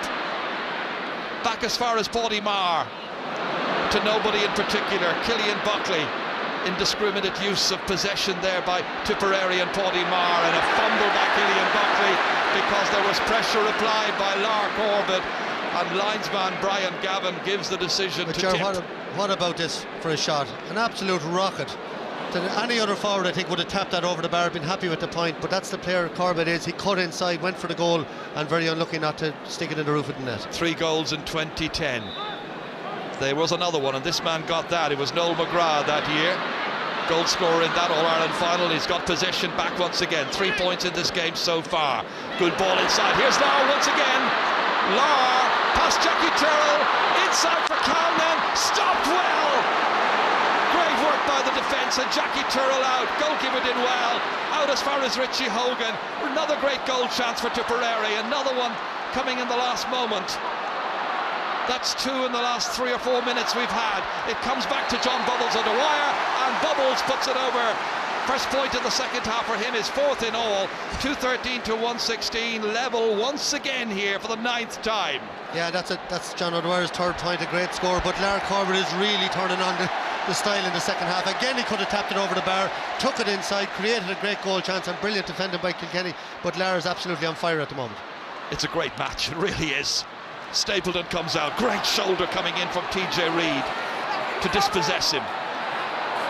Reid can't take it up, however. 3 men around, and it's Shane McGrath, last year's captain, up into the inside forward line. JJ comes across, prods it out as far as Brian Hogan, and Hogan swings it off his left, back down towards Owen Larkin. Larkin gathers it in. Good use of possession, back to Richie Hogan, and Hogan makes the most of his chance. His second. They go point for point, score for score, and we've got thrill after thrill. Jared, the skill level is unbelievable in this game. The scores are all out of the top drawer. Brilliant game.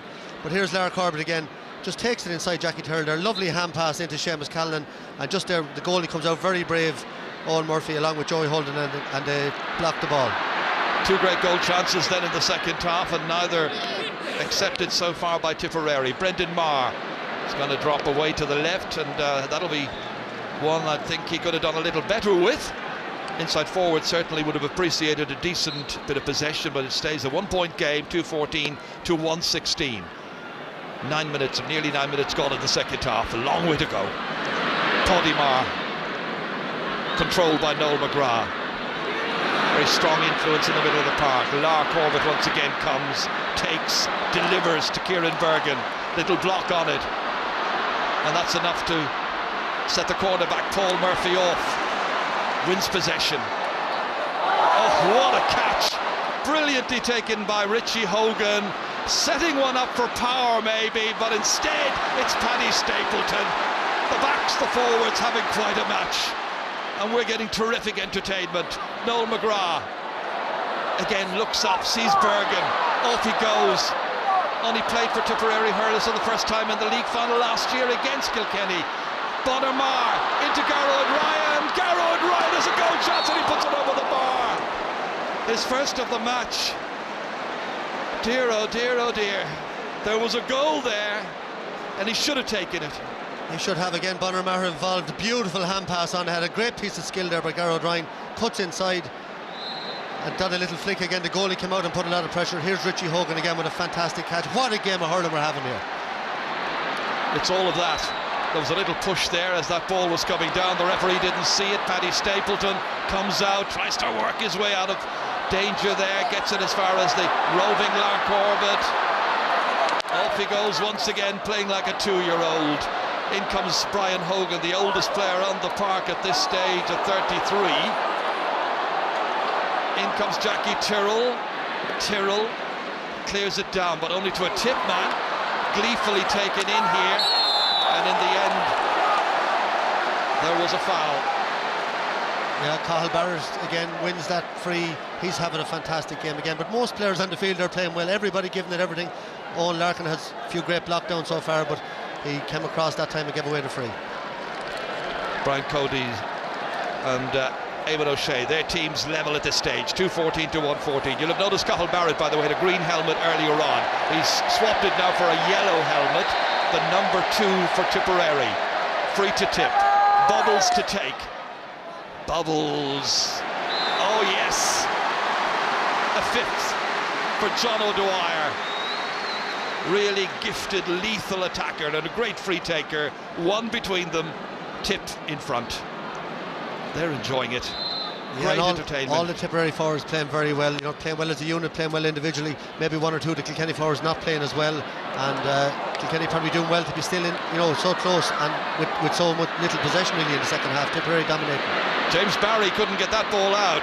Kieran Bergen put under pressure from Colin Fennelly. Next the pressure is from TJ Reid. Rolled up by Paudie Marr, and Marr swings it away out of danger. Batted back down by Paul Murphy. Goes after it tenaciously. Pursued there by Bonner Marr, who won't give up. The pressure was good because eventually it did reach a Kilkenny player, Richie Power, and that's got over the bar. It's a goal and a point now for Richie Power in this final. And once again, Kilkenny have drawn level here, 21 points apiece. They're level for the 11th time in this amazing All-Ireland final. That's a great score from the sideline, but Paul Murphy again has made it. What a second half he's having. He's on Bonner Maher. Bonner again obviously very dangerous. We saw that switch in the All-Ireland semi-final when Bonner went left corner forward for the second half, and he created havoc inside against Cork, and Murphy so far doing a great job in the second half. Aidan Fogarty being prepared. Taggy's time will come. Michael Fennelly coming out of midfield. Inside towards Richie Power, breaks it to himself. It's a goal chance. He's taken it. 2 goals in the final for Richie Power. Well, 2 things there, Jared, to look out for. Michael Fennelly, first of all, won a ball. He broke the tackles. The urge would have been to go for a score, but look at the touchdown by Richie Power. He looked like he was going to hit it off the hurl. He didn't. He kept his composure and he stuck it away in the roof of the net, and that's what he does. Look at there, he thought he was going to hit it, he didn't, and a great finish to the roof of the net. An absolutely sublime finish by Richie Power, the 28-year-old from Carrickshock, and there has been a change. Aidan Fogarty's on for Walter Welch. It's Kilkenny by 3. Back down towards Power again, breaking it down to Aidan Fogarty. Taking it from him is TJ Reid, slipping inside as far as Power, and Power drops it short. In came Larkin. A good challenge by the goalkeeper. The referee has decided Darren Gleeson's shoulder was a good one. Back out here as far as Richie Hogan, and Hogan finally does put it to bed and puts it over the bar. Great work by Hogan, his 3rd point. Yeah, no, Larkin took a very heavy knock there. He's been very influential for Kilkenny. Michael Fennelly gone to the middle of the field, and even in that couple of minutes since he went there, he's been very involved in the game. Just watch here, and you know, Gleeson slid in there. If you watch it, he got the ball first, in fairness to him. Great touch, but he went in, slid in with the feet, but I don't think there was much in it. He went for the ball, and he had no choice but to do that. And there's a change now. Mickey Cahill has come on in place of Garroyd Ryan. So Garroyd Ryan has had until the 49th minute to make an impact. Change required. Larkin's back on his feet and okay, and Darren Gleeson will restart the match. Just over 20 minutes still to play at Croke Park. The 2014 All-Ireland Hurling Final being played in front of 82,179 people and a worldwide audience. Jackie Tyrrell back here as far as Killian Buckley. Into the heart of the Tip defence again. Coming across but taking it is TJ Reid, head of the Tip defenders. Trying to lay it off here. Bergen got in the way. Flicked it out. First intervention from Michael Cahill. Known as Mickey Cahill. Gets away from another sub, Aidan Fogarty. Plays it down along the line. Stepping in here to take it, JJ Delaney. Looking to win another All-Ireland medal. So much focus has been on Henry winning a 10th. Henry hasn't come on the field yet. JJ seeking a 9th this afternoon. That's Shane McGrath right through the centre. Could cause problems here. Back out again by Delaney. Out here towards Michael Fennelly. Coming to take it quickly, however, was McGrath. Fed forward once again. Shane McGrath, the ball at a Hinchflare. Swinging it across beyond Lar. Not come good yet, and does. Great opportunity taken by Michael Cahill to get a first point. So now what a sub to have coming on, Ger. Michael Cahill, you know, to me one of the best defenders in the country. Has had a few injuries over the last few weeks. A big call still not to pick him, but that's a great score for a cornerback, just to come up the field in his first minute on the field and stick it over the bar. Well, it's down to the last 20 minutes now. 3 between them. Kilkenny still leading. Here comes Joey Holden. Holden, little block on that one, inside towards TJ Reid, got there first. Should be James Barry's, a chance now to restart for Tipperary from their own 20-metre line. Again, the forwards applying the pressure, trying to make sure that the clearances are not accurate, but this one does go as far as James Woodlock, trying to hold off Killian Buckley. And the final shot is another good one and over the bar. Beautifully hit over there by Noel McGrath, his 4th point. And so they eat into the lead, and we're back to a 2-point game once again. Yeah, great response by Tipperary. James Woodlock having a fine game in the middle of the field, and Noel McGrath with his 4th point. He's out at centre half forward. Richie Hogan now at centre forward, being picked up by Kieran Bergen. There's all sorts of switches going on, but Michael Fennelly gone to the middle of the field as well. Just when we thought that second Richie Power goal might be a killer, Tip came back, but now there's a Kilkenny response as well, and Richie Hogan steps up from midfield to hit his 4th and extend the lead out to 3 again. That's an incredible catch. You know, Richie Hogan, what is he, 5'7", 5'8", Pádraig Maher 6'2" or 3", and you know, he got up there. He's brilliant timing and a great score. Sometimes he looks like he's about 6'10". This again is Richie Power. Wonderful balance and control, and a deadly finish by a player playing his 39th championship match. So much to mull over for Eamon O'Shea. They're still very, very much in this. His team has shown wonderful character and spirit and no little class. Michael Fennelly. Kilkenny trying to regain the title that they last held in 2012 after a replay against Galway. Down into the corner here. Aidan Fogarty pulls the shirt there of James Barry. Referee didn't take any action, didn't see it. Kieran Bergen comes away. Sweeps it back down once again to a 2-man inside forward line. One of them is Seamus Calnan. Scorer of 4 points in the first half, 1 in the second half now, and that's a vital one because we're now back to a 2-point difference once again, 317 to 121. Yeah, brilliant touch there by Seamus Callan. Like, there's some great battles going on. Seamus Callan playing very well, but so is Jackie Tyrrell. JJ is on. Larry Corbett now, he's thundered into the game. Paul Murphy having a great battle with Bonner Maher in there. Everybody giving it everything out there. That was a clearance by James Barry, went up on the stick, tennis-like, just got it into midfield, where Richie Hogan has picked it up. Across as far as Brian Hogan.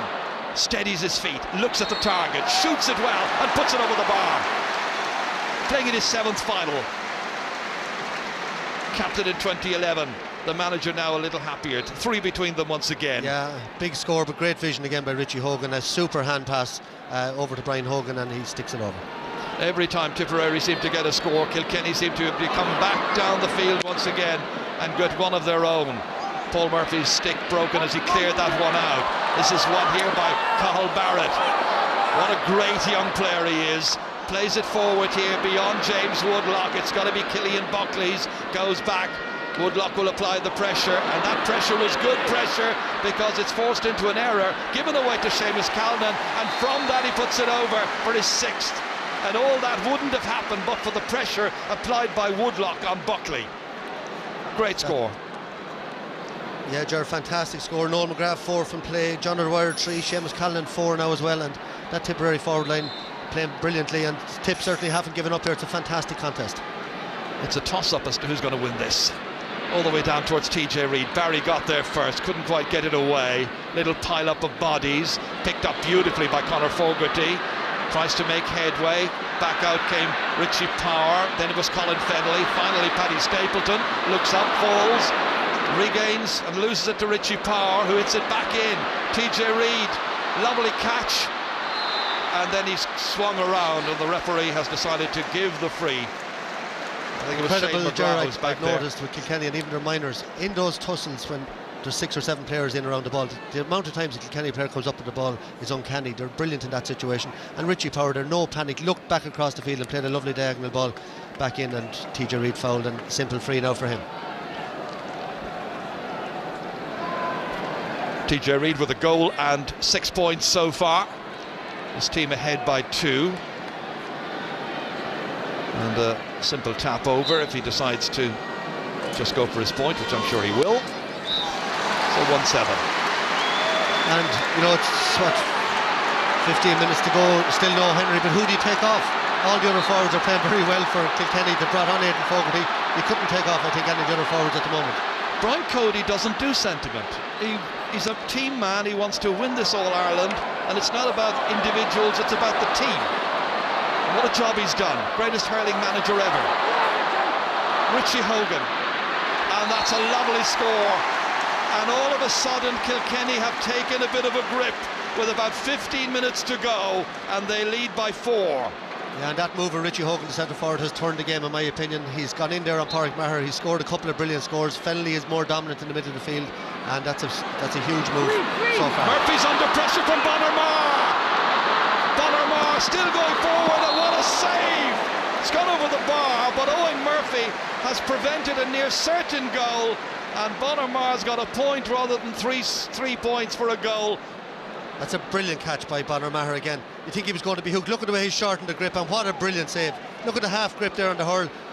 And, you know, nice height for Owen Murphy, but still a fantastic save. And, you know, I think he might have been a bit disappointed with the goal that did beat him, but that was a brilliant save. He made up for it. From the puck out, once again it's Kilkenny winning these vital catches now in the half-forward line. Richie Power across here, taken by Aidan Fogarty. A little block on it, and that block has been enough to just kill that particular attack. And Cathal Barrett almost charging out, put his head down, got away with it. Pádraig Maher in the sunlight. Kilkenny under pressure. Tip needing another score. Lar Corbett denied by the post earlier on. Lar Corbett! And the referee has a call to make as he went charging in that time. Now, is he going to give it as a free in or possibly a free out? This is a huge call, Gerard. It's a penalty. Another penalty. And there's a yellow card. Looks absolutely for Jackie Tyrrell, I would imagine. Jackie Tyrrell, yeah. To watch Jackie comes across here, arm in around. It's certainly a foul. Pulls him down, rugby tackle. And well, what a run by Lar Corbett. Put his head down and went straight through. JJ got the yellow card actually, but I think it was Jackie Tyrrell who pulled him down. Oh, there. It was. So 3 between them. Teams have been level 11 times up to now. And interestingly, John O'Dwyer taking this one. Seamus Callan had the last one saved. So Owen Murphy once again has on the goal line TJ Reid and Richie Hogan. John O'Dwyer has scored 3 goals in championship hurling in his very young career so far. And the 22-year-old now, as Brian Cody looks anxious, has this vital shot with 59 minutes gone in the final. It's saved! Saved by the goalkeeper. Out as far as JJ Delaney and swept out. Tipperary have had 2 penalties saved this afternoon, and they are 3 points behind still. And there's a pull back there. Paddy Stapleton and Richie Power. Richie Power is pulling the face guard, yeah. Referee doesn't seem interested in what Richie was saying to him, but yeah, the hand was across the face guard. Yeah, a red card offence. It is. He wasn't looking at the ball there, and here's the. Now this is going to reignite the debate, Ger, to me about this new penalty, the Nash rule, taking it outside. To me, a penalty like Lara Corbett would have scored a goal there if he wasn't pulled down. Possibly Bonner Maher in the first half as well. You have to have a better chance of scoring a penalty than Nash not would have scored. Yes, maybe he would have, but in the old days. But the point old days. Yeah, in the old days, that's a very difficult technique to pick the ball on the run like that, and it's going to reignite that debate. And back to Paddy Stapleton there, he left in the hand, he pulled the face guard when the ref gave the free. He's a lucky man to be still on the field. It could have been level. Instead, there's a chance now to put 4 between the teams. TJ Reid has got a goal and 7, and he's normally so accurate. Oh, he's hit the post, but they may still get something out of it. Back it comes once again, and Richie Hogan hits it and puts it over the bar. They do get something out of it. He's got a cramp, but he's got 6 points as well. An untypical miss by TJ Reid, denied by the width of the post and the vigilance of Richie Hogan. Yeah, and how difficult was that chance? You know, he only had a split second on the ball. He's down now, stretching, but he's given a masterclass in the second half here. I think Pádraig Welch is on, as you say. Joey Holden off. Still no sign of Henry Shefflin. Here's Bonner Maher, seen plenty of sign of him. He's lost possession, however. He's looking around for a player to give it to. Conor Fogarty has worked his socks off all the way down. Brilliantly caught by TJ Reid, laid off for Power. He's got 2 goals. He hand passes this one in, and it's caught by Cathal Barrett for Tipperary, and the danger averted, and there are still 4 between them, and we've got 9 minutes left in this All-Ireland final. Kieran Bergen straight through the centre. It's still possible for Tipperary. Seamus Callanan taking JJ Delaney on a little tour, making the angle. It's a difficult one, but it's a great point. 7 points this afternoon for Seamus Callanan. Yeah, and 5 of them from play. Brian Cutton, great score by Callanan there. JJ shepherded him out, but brilliant score. But Richie Power surely should have stuck it over the bar down the far end. Went for the pass across. Brian Cody livid on the sideline, and Tipperary right back in this again. Michael, there's only a puck of the ball between them still. This is taken back there and out of danger eventually by James Barry into the shoulder of Michael Fennelly. Withstands that. James Woodlock next, looks up, slips it out as far as Pádraig Maher. Challenged immediately by Killian Buckley, stands his ground, blocked down brilliantly by Buckley. Great timing, and then there was a fist reaching out, and it ends up being a free. Well, that was great play by Killian Buckley. First of all, he had to cover an awful lot of ground to get there, and then a great block down, and Pádraig Maher would be disappointed. He just came in and gave a little push on the back here, gave away a very soft free, and an outside chance here now. Well, TJ Reid hit the post with the last one, but this one, he's gone way back inside his own 65. As you can see, very near the Cusack stand's side. We can afford to take his time with this one. Henry is ready to come on. Crowds have seen him on the giant screens.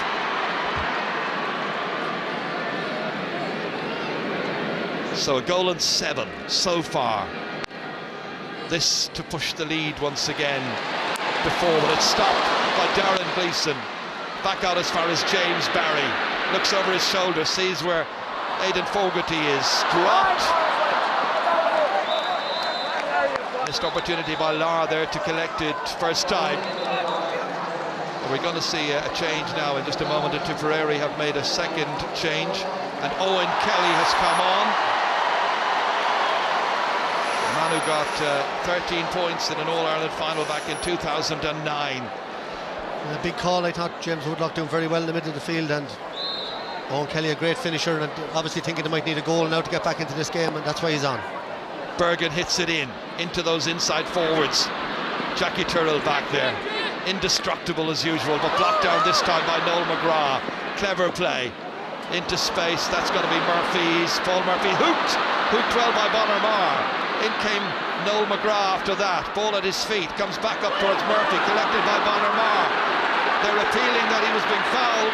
Comes out as far as John O'Dwyer. Awkward angle right across the face of goal, all the way towards Paddy Stapleton, and Tip need to finish with a score here and do so. Paddy Stapleton's first ever time to score in the championship, and he does so in the 2014 All-Ireland final. 2 between them.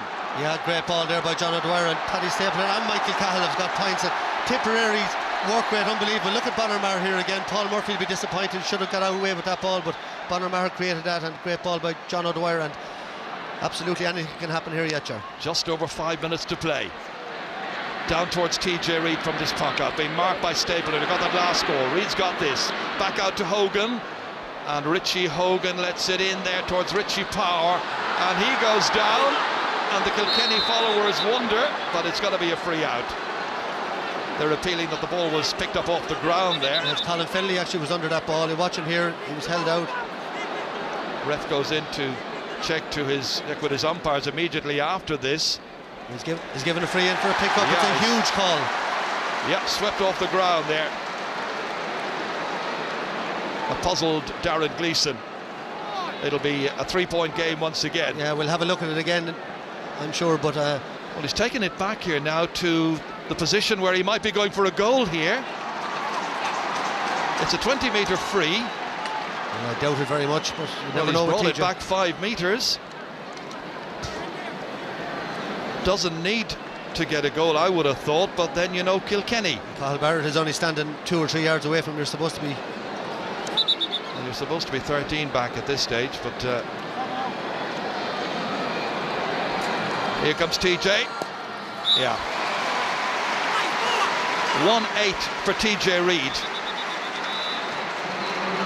So 3 points between the teams, 322 to 125. And Henry Shefflin finally enters the contest.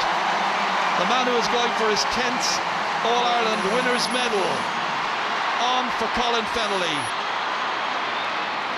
That's blocked down there. Conor Fogarty's clearance. Bonnermar picking it up. Back out as far as John O'Dwyer. And John O'Dwyer strikes this one inch perfect, and that's straight over for his 6th. And they're still alive. There's still a pulse. His team's still in it. Only 2 between them, but 3.5 minutes left to play. Well, this is a phenomenal performance by this Tipperary forward line. I make it have only scored 4 frees, so that's 122 from play, which is a massive score. They're playing brilliantly, and yet to find themselves a couple of points behind. Owen Murphy's puck out is gathered in here by Paddy Marr without the stick, kicking it forward towards Owen Kelly. Didn't reach it, reaches Lar instead. 2 of the Warriors, so many days in the past. Comes back out, and that one's hit over the bar. Jason Ford, who's just come on, has scored that. 1 between them. And it's pure heart that's brought Tip back into this, Ger. A couple of brilliant hooks from the forwards. The ball should have been cleared, and great catch there by Paddy Marr. He lost his hurling, come up and kicked a good ball up the field after that. Does any team deserve to lose it? I don't think so. Quite a finish. Coming out to try and gather. Brendan Marr battling, trying to get it forward. Held on to here somehow by Mickey Cahill. Got it away. Up towards Bonnermar. Breaking down here by Paul Murphy. In came Jackie Tyrrell as well. Murphy's there also. Bonnermar, all heart and determination. Swept back across the face of goal here towards John O'Dwyer. O'Dwyer, tight angle. He's got it. He's nailed it. The 7th. The teams are level. 2 minutes to play. Level for the 12th time. Kilkenny 322. Tip 128. Unbelievable score there by John O'Dwyer. He scored 5 brilliant points from play, a couple of frees. He's had a penalty save. It's down to this, Michael. The last 2 finals have ended level and have gone to replays. And it looks like, is it Richie Hogan down on the far side of the field? He's looking for attention. Well, I wouldn't blame him. Right now they all deserve a little break. They've given us magnificent entertainment.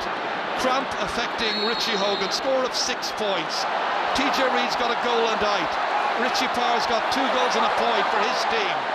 On the other side, Seamus Callan's got 7. John O'Dwyer Bubbles has got 7. Bonnermar got 1-1. All to play for. That's Aidan Fogarty. Who's going to get the winner in the last couple of seconds of the All-Ireland final? Paddy Stapleton's determined it won't be. Kilkenny. Back forward again it comes. Bonamar races for it. JJ Delaney races with him. And Delaney hand passes it back calmly to Paul Murphy, as if you can stay calm in this kind of atmosphere. Big, huge one down to the 45-metre line. Bounces around there. Kieran Bergen. Look at the clock. We're inside the last 45 seconds. Up it goes towards Bonamar, breaking down. JJ Delaney tries to get it out for Kilkenny. Picking it up is Seamus Calnan, looking for a winner, and he's underhit it. And it comes to the goalkeeper, Owen Murphy. Steadies himself, drives it again, 70-80 metres down onto the 45-metre line. Mickey Cahill goes in, tries to stop Henry Shefflin. Picked up by Cahill. Cahill for Tipperary. 20 seconds of normal time to play. Brian Hogan, will he be the hero? Hogan goes in, shouldered by Paddy Marr, and it's an offensive foul, and it's a free to Tipperary. A foul, the referee has decided, on the part of Brian Hogan. Well, he's saying he dived, which I think he was hit with a fair shoulder. You watch it here now. Paddy Marr just stood his ground. He's obviously saying he charged. I think they're saying it was a charge, but it was a fair shoulder, I thought, because he angled his body, didn't he? He indicated that he would hit the ground as if it was a dive, but one way or the other, Michael. Look at this, look at this. This is bubbles. We're now into stoppage time. Have we seen an indication yet of how many minutes are going to be added on? It's usually 2, isn't it? He's just outside his own 45-metre line. The distance 97 metres. The teams level at 31 points apiece, 322 to 128. Will this possibly win the All-Ireland hurling final for 2014? It's John O'Dwyer. Bubbles, they all call him. I think he has the distance with a bit of breeze behind him. I think he'll be able to get the distance if he strikes it right.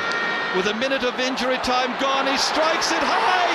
He's put it wide. No, they're not sure. They're not sure. It's going for Hawkeye. The fans behind the goal, certainly the Tip fans, were on their feet cheering. They thought it was over. So Hawkeye's got to determine whether that's a hit or a miss. Is it a score for Tip? It's wide. It's wide. It's wide. And what a fantastic call by the umpire. It was a fantastic call. He was under a lot of pressure. You know, the Tipper adamant it was a score, but he called for Hawkeye. Brilliant use of the technology, and that's a huge It's all over. It's gone for a replay for the 3rd year in a row. Who can possibly believe it? But neither team deserved to lose. It was an absolutely fabulous game. Brian Cody and Eamon O'Shea shake hands. So it will be a replay at the end of September. 3rd year in a row. I simply didn't believe it coming in here that it was going to happen. But in truth, they played so brilliantly, both teams. Nobody deserved to go home empty-handed. I woke up this morning, and the first tweet I saw, I think it was Damien O'Mara, one of our colleagues in RTE, who said he could feel it in his waters. It was going to be a draw. That is one of the greatest games of hurling you're ever going to see. Kilkenny looked like they had it won. Tipperary in the first half could have went 8 up, had a penalty saved.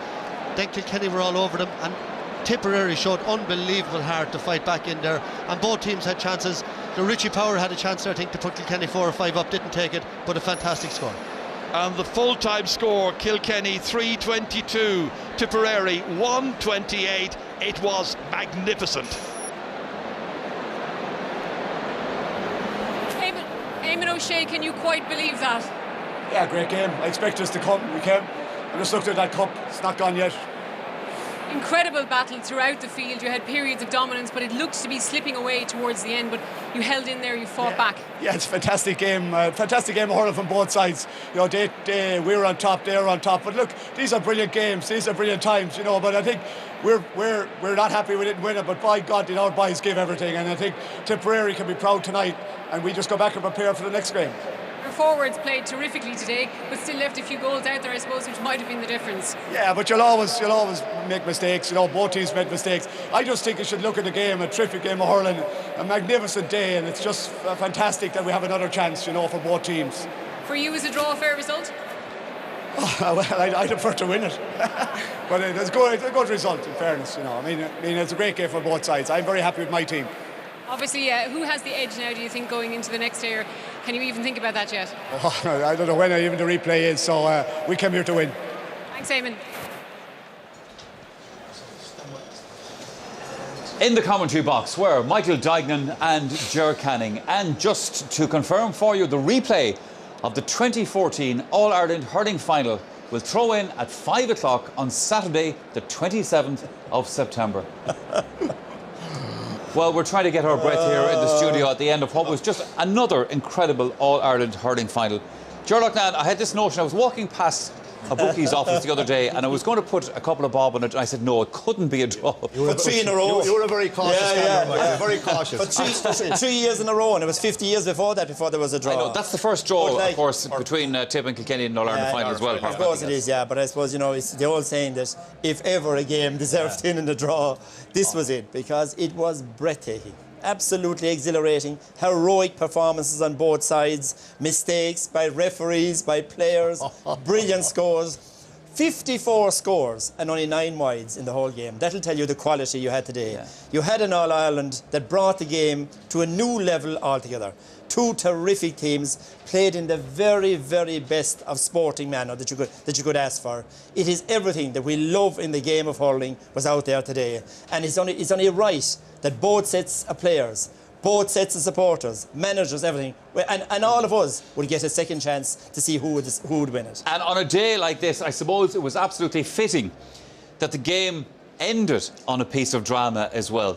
The free for Bubbles Dwyer, Hawkeye has to decide it in the end. We thought Hawkeye was going to decide this All-Ireland final, right, you know, and look, big call. This Brian Hogan, nothing on his mind, straight up the centre again. That, to me, was a huge call. I mean, if he's giving for charging against Brian Hogan, most referees to give it the other way. They would give it the other way, to be fair, right? But look, at the end of the day, I think justice was done. That it ended up in a draw, Michael. This is a huge opportunity for John O'Dwyer.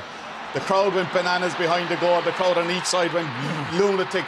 You can see the Tipperary supporters. They thought it was over. The Tipperary boys thought it was over again. But the referee, he calls for Hawkeye. And well, it's great that we have Hawkeye. It is fantastic that we have Hawkeye, you know, and talk about nothing between the teams, only Hawkeye. Only Hawkeye. The umpire is justified. He did get the call right. He went wide, so it was just an incredible occasion, incredible match, and an incredible finish. Yeah. But Michael, the big thing about the game was the catching, the blocking, the hooking, the stopping, the scores, Richie Hogan's points, Bubbles Dwyer's points. These are unbelievable stuff in the heat of 80,000, pressure on.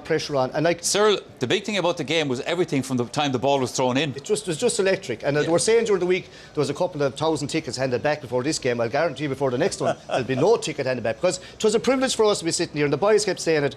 This should end in a draw, to be fair to. I know no one wants to draw when your Tip don't want it or Kilkenny don't want it. It could have gone either way. Big call in the end. But, you know, like... The replay might be down in Limerick. Don't mention that. Don't mention that one. There now. Maybe you should go to... Hold on a second. Maybe you should go to the home order. Maybe you should go to Thurles. Mind about Limerick. The replay was here last year at 5 o'clock on a Saturday afternoon and was one of the most memorable occasions that you ever had. Yeah. We had the lights at the end of it, and it was a fantastic occasion. And the next day is going to be exactly the same. But isn't it amazing, though, the level that hurling is going? You know, the quality of the hurling today. You know, the quality of the defending was so good. Yes, one team got 128 and the other scored 322. Like, you know, the creative running of both sides, the creation of space, not alone by Tip, but by Kilkenny as well. You know, then Tip being out of it after Kilkenny getting those sucker goals. The heroic performance of that Tipperary defence and all the Tipperary players, you know, and players there were questions about him before, really stepped up to the mark today. Wasn't he? Yeah, Barrett. I think one decision. Right, lads? Yeah, one was putting Richie Hogan in centre forward. That was a master stroke in that second half period when he was under, and Fennelly to midfield. Yeah. He finished up with 6 points. Yeah. Great. All right, lads, a few fellas around here need to check their pulse at the end of that. We are going to have more reaction and analysis after this break.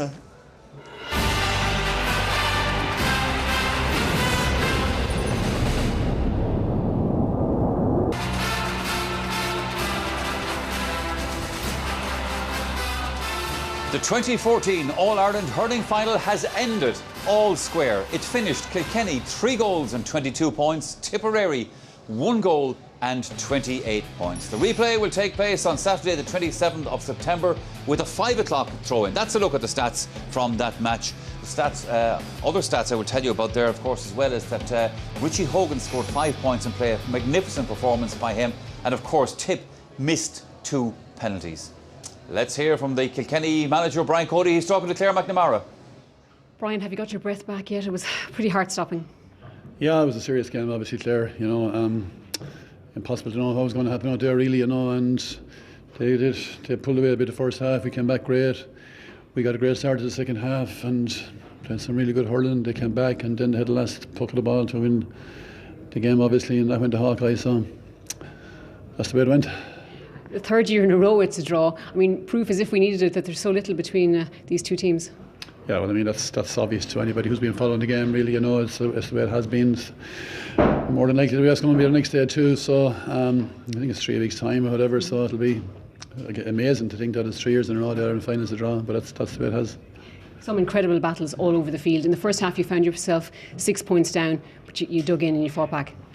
Yeah, we did, yeah, and I mean, obviously, I'm always saying 6 points is not a big lead in hurling, really, you know, and you've got to try and grab the initiative back, and, you know, the lads came back into it very, very well, and that's the way the kind of game went. We took control, they took control, and it went, scores were coming thick and fast, really, you know, but I'm sure for those people who were able to sit back and relax and watch it, it was an excellent game. It certainly was. 2 goals for you in the second half. You disappointed maybe that you didn't push on from there when you were a couple in front? Obviously, it's what you like to do, but I mean, the same thing was in reverse in the first half. You know, like I said, it's not a huge lead. It changes on bits and pieces of things that can happen, you know, and that's the reality of it. And, you know, it's just, hurling is like that, you know, it's so fast, it's so furious. A goal you can get a bit of a lead and suddenly a goal whips it all back. So we'll have to go do it all again anyway, that's for sure. And you faced 2 penalties and saved them. You must have thought at that point it would be your day. Well, no, you never think it's your day, you know, like, you know, you keep going until the final whistle and you don't even think about the score, you don't think about the time, you just want to know the next ball, what's happening to it and all the rest of it, and that changed and went from here to there all over the time, but there were some outstanding performances, outstanding battles, and it was just a great game, I suppose. Your thoughts on that final free, and as John O'Dwyer stepped up to take it, what were you thinking? I didn't realise the last puck of the game, to be honest, you know. He's a very good free taker, so I probably thought he'd probably score it, to be honest, you know, and he almost did. You almost did. We've got to do it all again. You've been here before 2 years ago, so you know what it takes to go back now and calm things down and get ready again. Yeah, but you look at it, I mean, it's like, I suppose, leaving after an All-Ireland semi-final, you're going away for 3 weeks to prepare for the All-Ireland final, and that's where we're at now. So it's going to be back to obviously a recover for the week and all the rest of it. That's a huge game, and physically it took a lot out of the players, and we just have to recover. There won't be an awful lot of training done in the meantime, but we still have to get set for it, and it will arrive. Well, thanks, Brian. We look forward to you doing it all over again. And Claire, thank you. I get the impression Brian is still trying to make sense of all that in his own head at the moment, and why wouldn't he? One thing about that Gerlach Nan is, in the Leinster Championship against Galway, they let Galway back into the end of that game, ended up in a draw. They let Tip back into this game today. Is that a worry for Brian Cody? Because in the past, Kilkenny would have just closed out games like this. They would, you know, because they had come from behind. They got the goal just after half-time. And then just on 60 minutes, 10 minutes to go, they were 4 points ahead. Richie Power gets the ball in the 21. He over-elaborates a small bit, trying to go for the goal rather than the point. To be 5 points in it, the ball is cleared, down to Canlan, ball over the bar. Next ball out, Canlan, another point. Next, the ball now, instead of pulling away, the game is really in the melting pot now.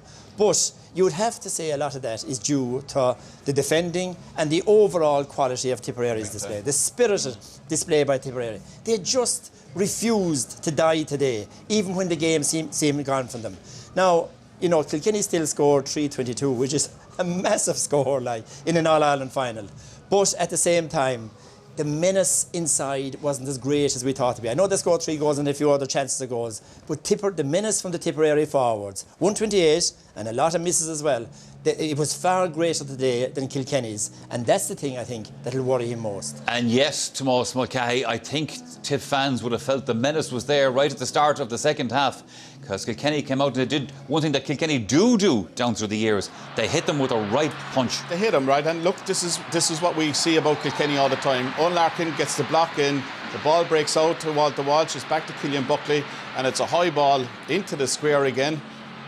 and watch the break. Now, you could argue the point here, right? You look at TJ Reid, which you could argue the point. Richie Power here, has he fouled the Tipperary back, right? It breaks to Michael Finlay and into TJ Reid. There was no goal on here, but he turns. What he's done so well, a bullet of a shot into the back of the net, and that gave Kilkenny some tonic at the start of the second half. They were 2 points down. They went a point ahead. But I think, like Jorah's right, these boys never panicked, that Tipperary team. They never panicked, even when they were 4 points down. They kept chipping away at the points. They had goal scoring opportunities, but they kept chipping away at the points. And I think today Tipperary really stood up and were counted. I mean, people had questioned about them when the game had gone against them, when they had went 4 and 5 points down. Would they fold or would they come up? Today they grew as men, and they were a very, very united bunch in the last closing minutes. It was a fantastic performance by both sides. No doubt about that, because they got hit with another goal, of course, Ger, after that. It is, you know, they fought back to being level again after that, and then Richie Power, you know, this was in the 47th minute, you know, and the game so ferocious now. Big move here, Mick Finlay going to midfield in the second half, as Tomas already said. That was a huge move. Now look at the skill of Power, and look at his calmness when he gets the ball, even though he gets a small bit away from him. The composure, you know, he has done it so often here, you know. Finlay going to the... He was nowhere else in the forward, and Richie Hogan wants in the forward, of course, yeah. Now, look at the arc he takes. You know, look at the run he takes to put off his man. He goes around in an arc, not straight through. He's around in an arc, gets the ball, and then when Richie gets into that position, you can be telling your man to put up the green flag, and that's what he did. Yeah. But Tip missed a penalty opportunity in the first half. They get another one in the second half. They change the taker, but it's the same outcome. Yeah, well, to get 2 penalties and 2 saves. Now here, Larry Corbett was elected. This was a good save. Unlucky not to be scoring goals here. Again, we asked the question: was it a penalty? Well, inside or outside? It was tackle. I'd say Jackie Turrell kind of came. Watch Jackie Turrell coming across here now. Look at. Yeah, that's rugby tackle, and you know you'd have to give it. I'd say. But again, it was noticeable this time now that Bubbles Dwyer come up to take it, and he's a very good striker. But to be fair to Owen Murphy, he has blocked 2 penalties, blocked another bullet of a shot, so he's kind of redeemed himself in the sense. I asked Liam Sheedy, who was sitting beside me, will Bubbles score this day? Of course he will. Yeah, but it was a good save again. Murphy goes down and clearly scores. So that's 2 penalties to score from. Michael, in a game like this, people will get on top for a while. Tip had a great flow, and to be fair to them, when they went out of the game and Kilkenny got completely on top, they came back in again and they didn't get them goals when they needed them, but they got some wonderful points. The debate will come back, Michael, about those penalty shots, you know. I mean, there's the advantage to the attacker when he gets in and goal like that and he's fouled, and suddenly you see 2 shots are saved, you know. So that could have been a huge turning point for Tipperary. Get one of those goals, they would have driven on. They needed a second goal. When Kilkenny were getting 3 goals, they needed to get a second goal in that period to push them on. They proved themselves as a team that when they didn't get them, they still kept coming, and the ground out. Fantastic draw with getting points. The goals weren't coming. Larry hit a crossbar, no one saw it. You know, it was going against them at this stage, you'd feel, but they still ground out a great, not a victory, but a great. The big thing about them today was they never got discouraged, no matter what happened. When they got sucker punches, goals against the run of play, they didn't get discouraged. And like Bubbles the while equalising point here from underneath us, you know, about 13 yards out, really sharp angle. To have the confidence at the end of an All-Ireland to do that, you know, that shows a team that has real belief when they do that kind of stuff. Yeah. Let's talk about one man who got a rake of points in that match, Richie Hogan. Now, Seamus Callan had a great game for Tipperary, no doubt about that. But for Richie Hogan, every time he touched the ball, it was going over the bar. I mean, like Richie probably maybe struggled at times in the first half, but like when there was a switch from midfield to centre forward, they needed. I mean, we had said at half time they needed to inject a small bit of pace in around their half forward line, in around their full forward line. I mean, he goes in, what a catch! And like, he's a beautiful striker, left and right. I mean, nothing phases this guy. I mean, low in stature, small guys they would call him, but the hurling brain is just incredible. And like, his awareness. Take the pass back again and off the left-hand side again. I mean, he drove Kilkenny on into that 4-point lead or in that second half period. An incredible performance by him. And when you think, you know, when people look back over this All-Ireland and say, right, every player that started and played in the forwards or midfield, how many is that? 16 players. They score from play, as well as Paddy Stapleton and Mickey Cahill. So that's 2 more, and Brian Hogan. So that's another 3. Which was an unusual so 19 players scored for play in an All-Ireland final, and it wasn't that there was bad defending. There was incredible defending. It was an unusual game, but everyone seemed to be playing well. You know what I mean? had writer's cramp right now. Everyone was playing well. No one had a real bad game. Everyone seemed to play well. Like, you know, if you're rating out 10, there'd be lads on 9, 8, 7. They'd be all up in the high numbers. Like, and it was that kind of a game. Like the last thing going down to the side, like most people would think that could have been a free in or let it roll on. He gave the free to Bubbles Dwyer. If Hawkeye wasn't there, Tip would probably be All-Ireland champions because when the umpire did wave it wide, very tight, but like it's good to have that technology. Let's sort of look at some of the scores that Tip got to rescue this game. Yeah, unbelievable. They got great scores. No, they certainly because things weren't happening for them. But again, the boys said they keep driving on. Bonner keeps saying, "Oh, here's a ball that should be going up the field, blocked." Bonner again drives through the middle, takes them all on. He's hooked his block, but look at this little flick over the shoulder. They did this all day. Bubbles Dwyer, Seamus Canlan, Noel McGrath. Like they all scored, they all played brilliant. Another one coming out here now in a second. The catch in here was unbelievable. Both sets, look at this. Has a look up, Hurling kicks it forward. That could go anywhere. You think it's going to be gone. Lar, unbelievable in the second half. Pace, look, a beautiful pass out here. Just has a little look up, just on for a second. Owen Kelly over the bar. The crowd are going wide at this stage. Now again, another high ball coming in. You think it's there for the taking. This Bonner throws his body around. Kelly gets down as well. Usually Kilkenny winning balls. Bonner has it again. Busts his way through, has a little back. Out to Owen Kelly. Cross ball here. Look at this. This comes out now to Bubbles here. There's a lot to do here. Real tight right situation. Two backs on him. Point down. Look at that. Tight situation. Shot in the grip. Just to flick at the wrist over the bar. They're fantastic scores on both sides. No one deserved to lose, but I suppose if you look ahead, I'd say Tip will probably be the happier team tonight. Even though they could have won the last book, I think overall they're probably the happier team. We praised Richie Hogan and his scores there. I want to make a word of Seamus Callan because we talked about him before the match. People said he's had a great season, but here's the big test. For me, I thought he was excellent today. I mean, I thought he was fantastic, Michael, and I had said that as well, right? I mean, for himself personally, it's about performing on the big stage, and today you don't get any bigger, but he did deliver, and he delivered 5 points in play. I mean, he was at the forefront of most of the attacks inside there, right? I mean, between that full forward line, Lar getting 2, Seamus Canlan getting 5, you've Noel McGrath getting 4, you know, there was 11 points contribution from that inside line. He was a real leader there, and I mean, JJ Delaney maybe hit a lot of ball, but like, when your man in front of you gets 5 points in play, that's a serious return. Before we go home, lads, 2 marker to finish up with your... Come on, come on. Wait until the next Oh, yeah. Come on, put your head on the block. Oh, listen, it'll take us a week, not to talk about the players, it'll take us a few days to get over this game because out here there was such excitement. Who's the advantage with now? I would agree with Cyril. The advantage is definitely with him. You know, the way they came from 4 points down with 10 minutes to go by eking out points, not by getting any spectacular goal, didn't get any goal. You know, you'd have to say that overall they did the better hurling in the game overall. So if they can improve slightly in that tidying up, especially along the centre of their defence, I think, you know, the advantage is to them. But of course, Kilkenny will have their homework done for the next day. Yeah, see, Brian Cody went in today, had won the league, won the Leinster title. He was the only unbeaten team.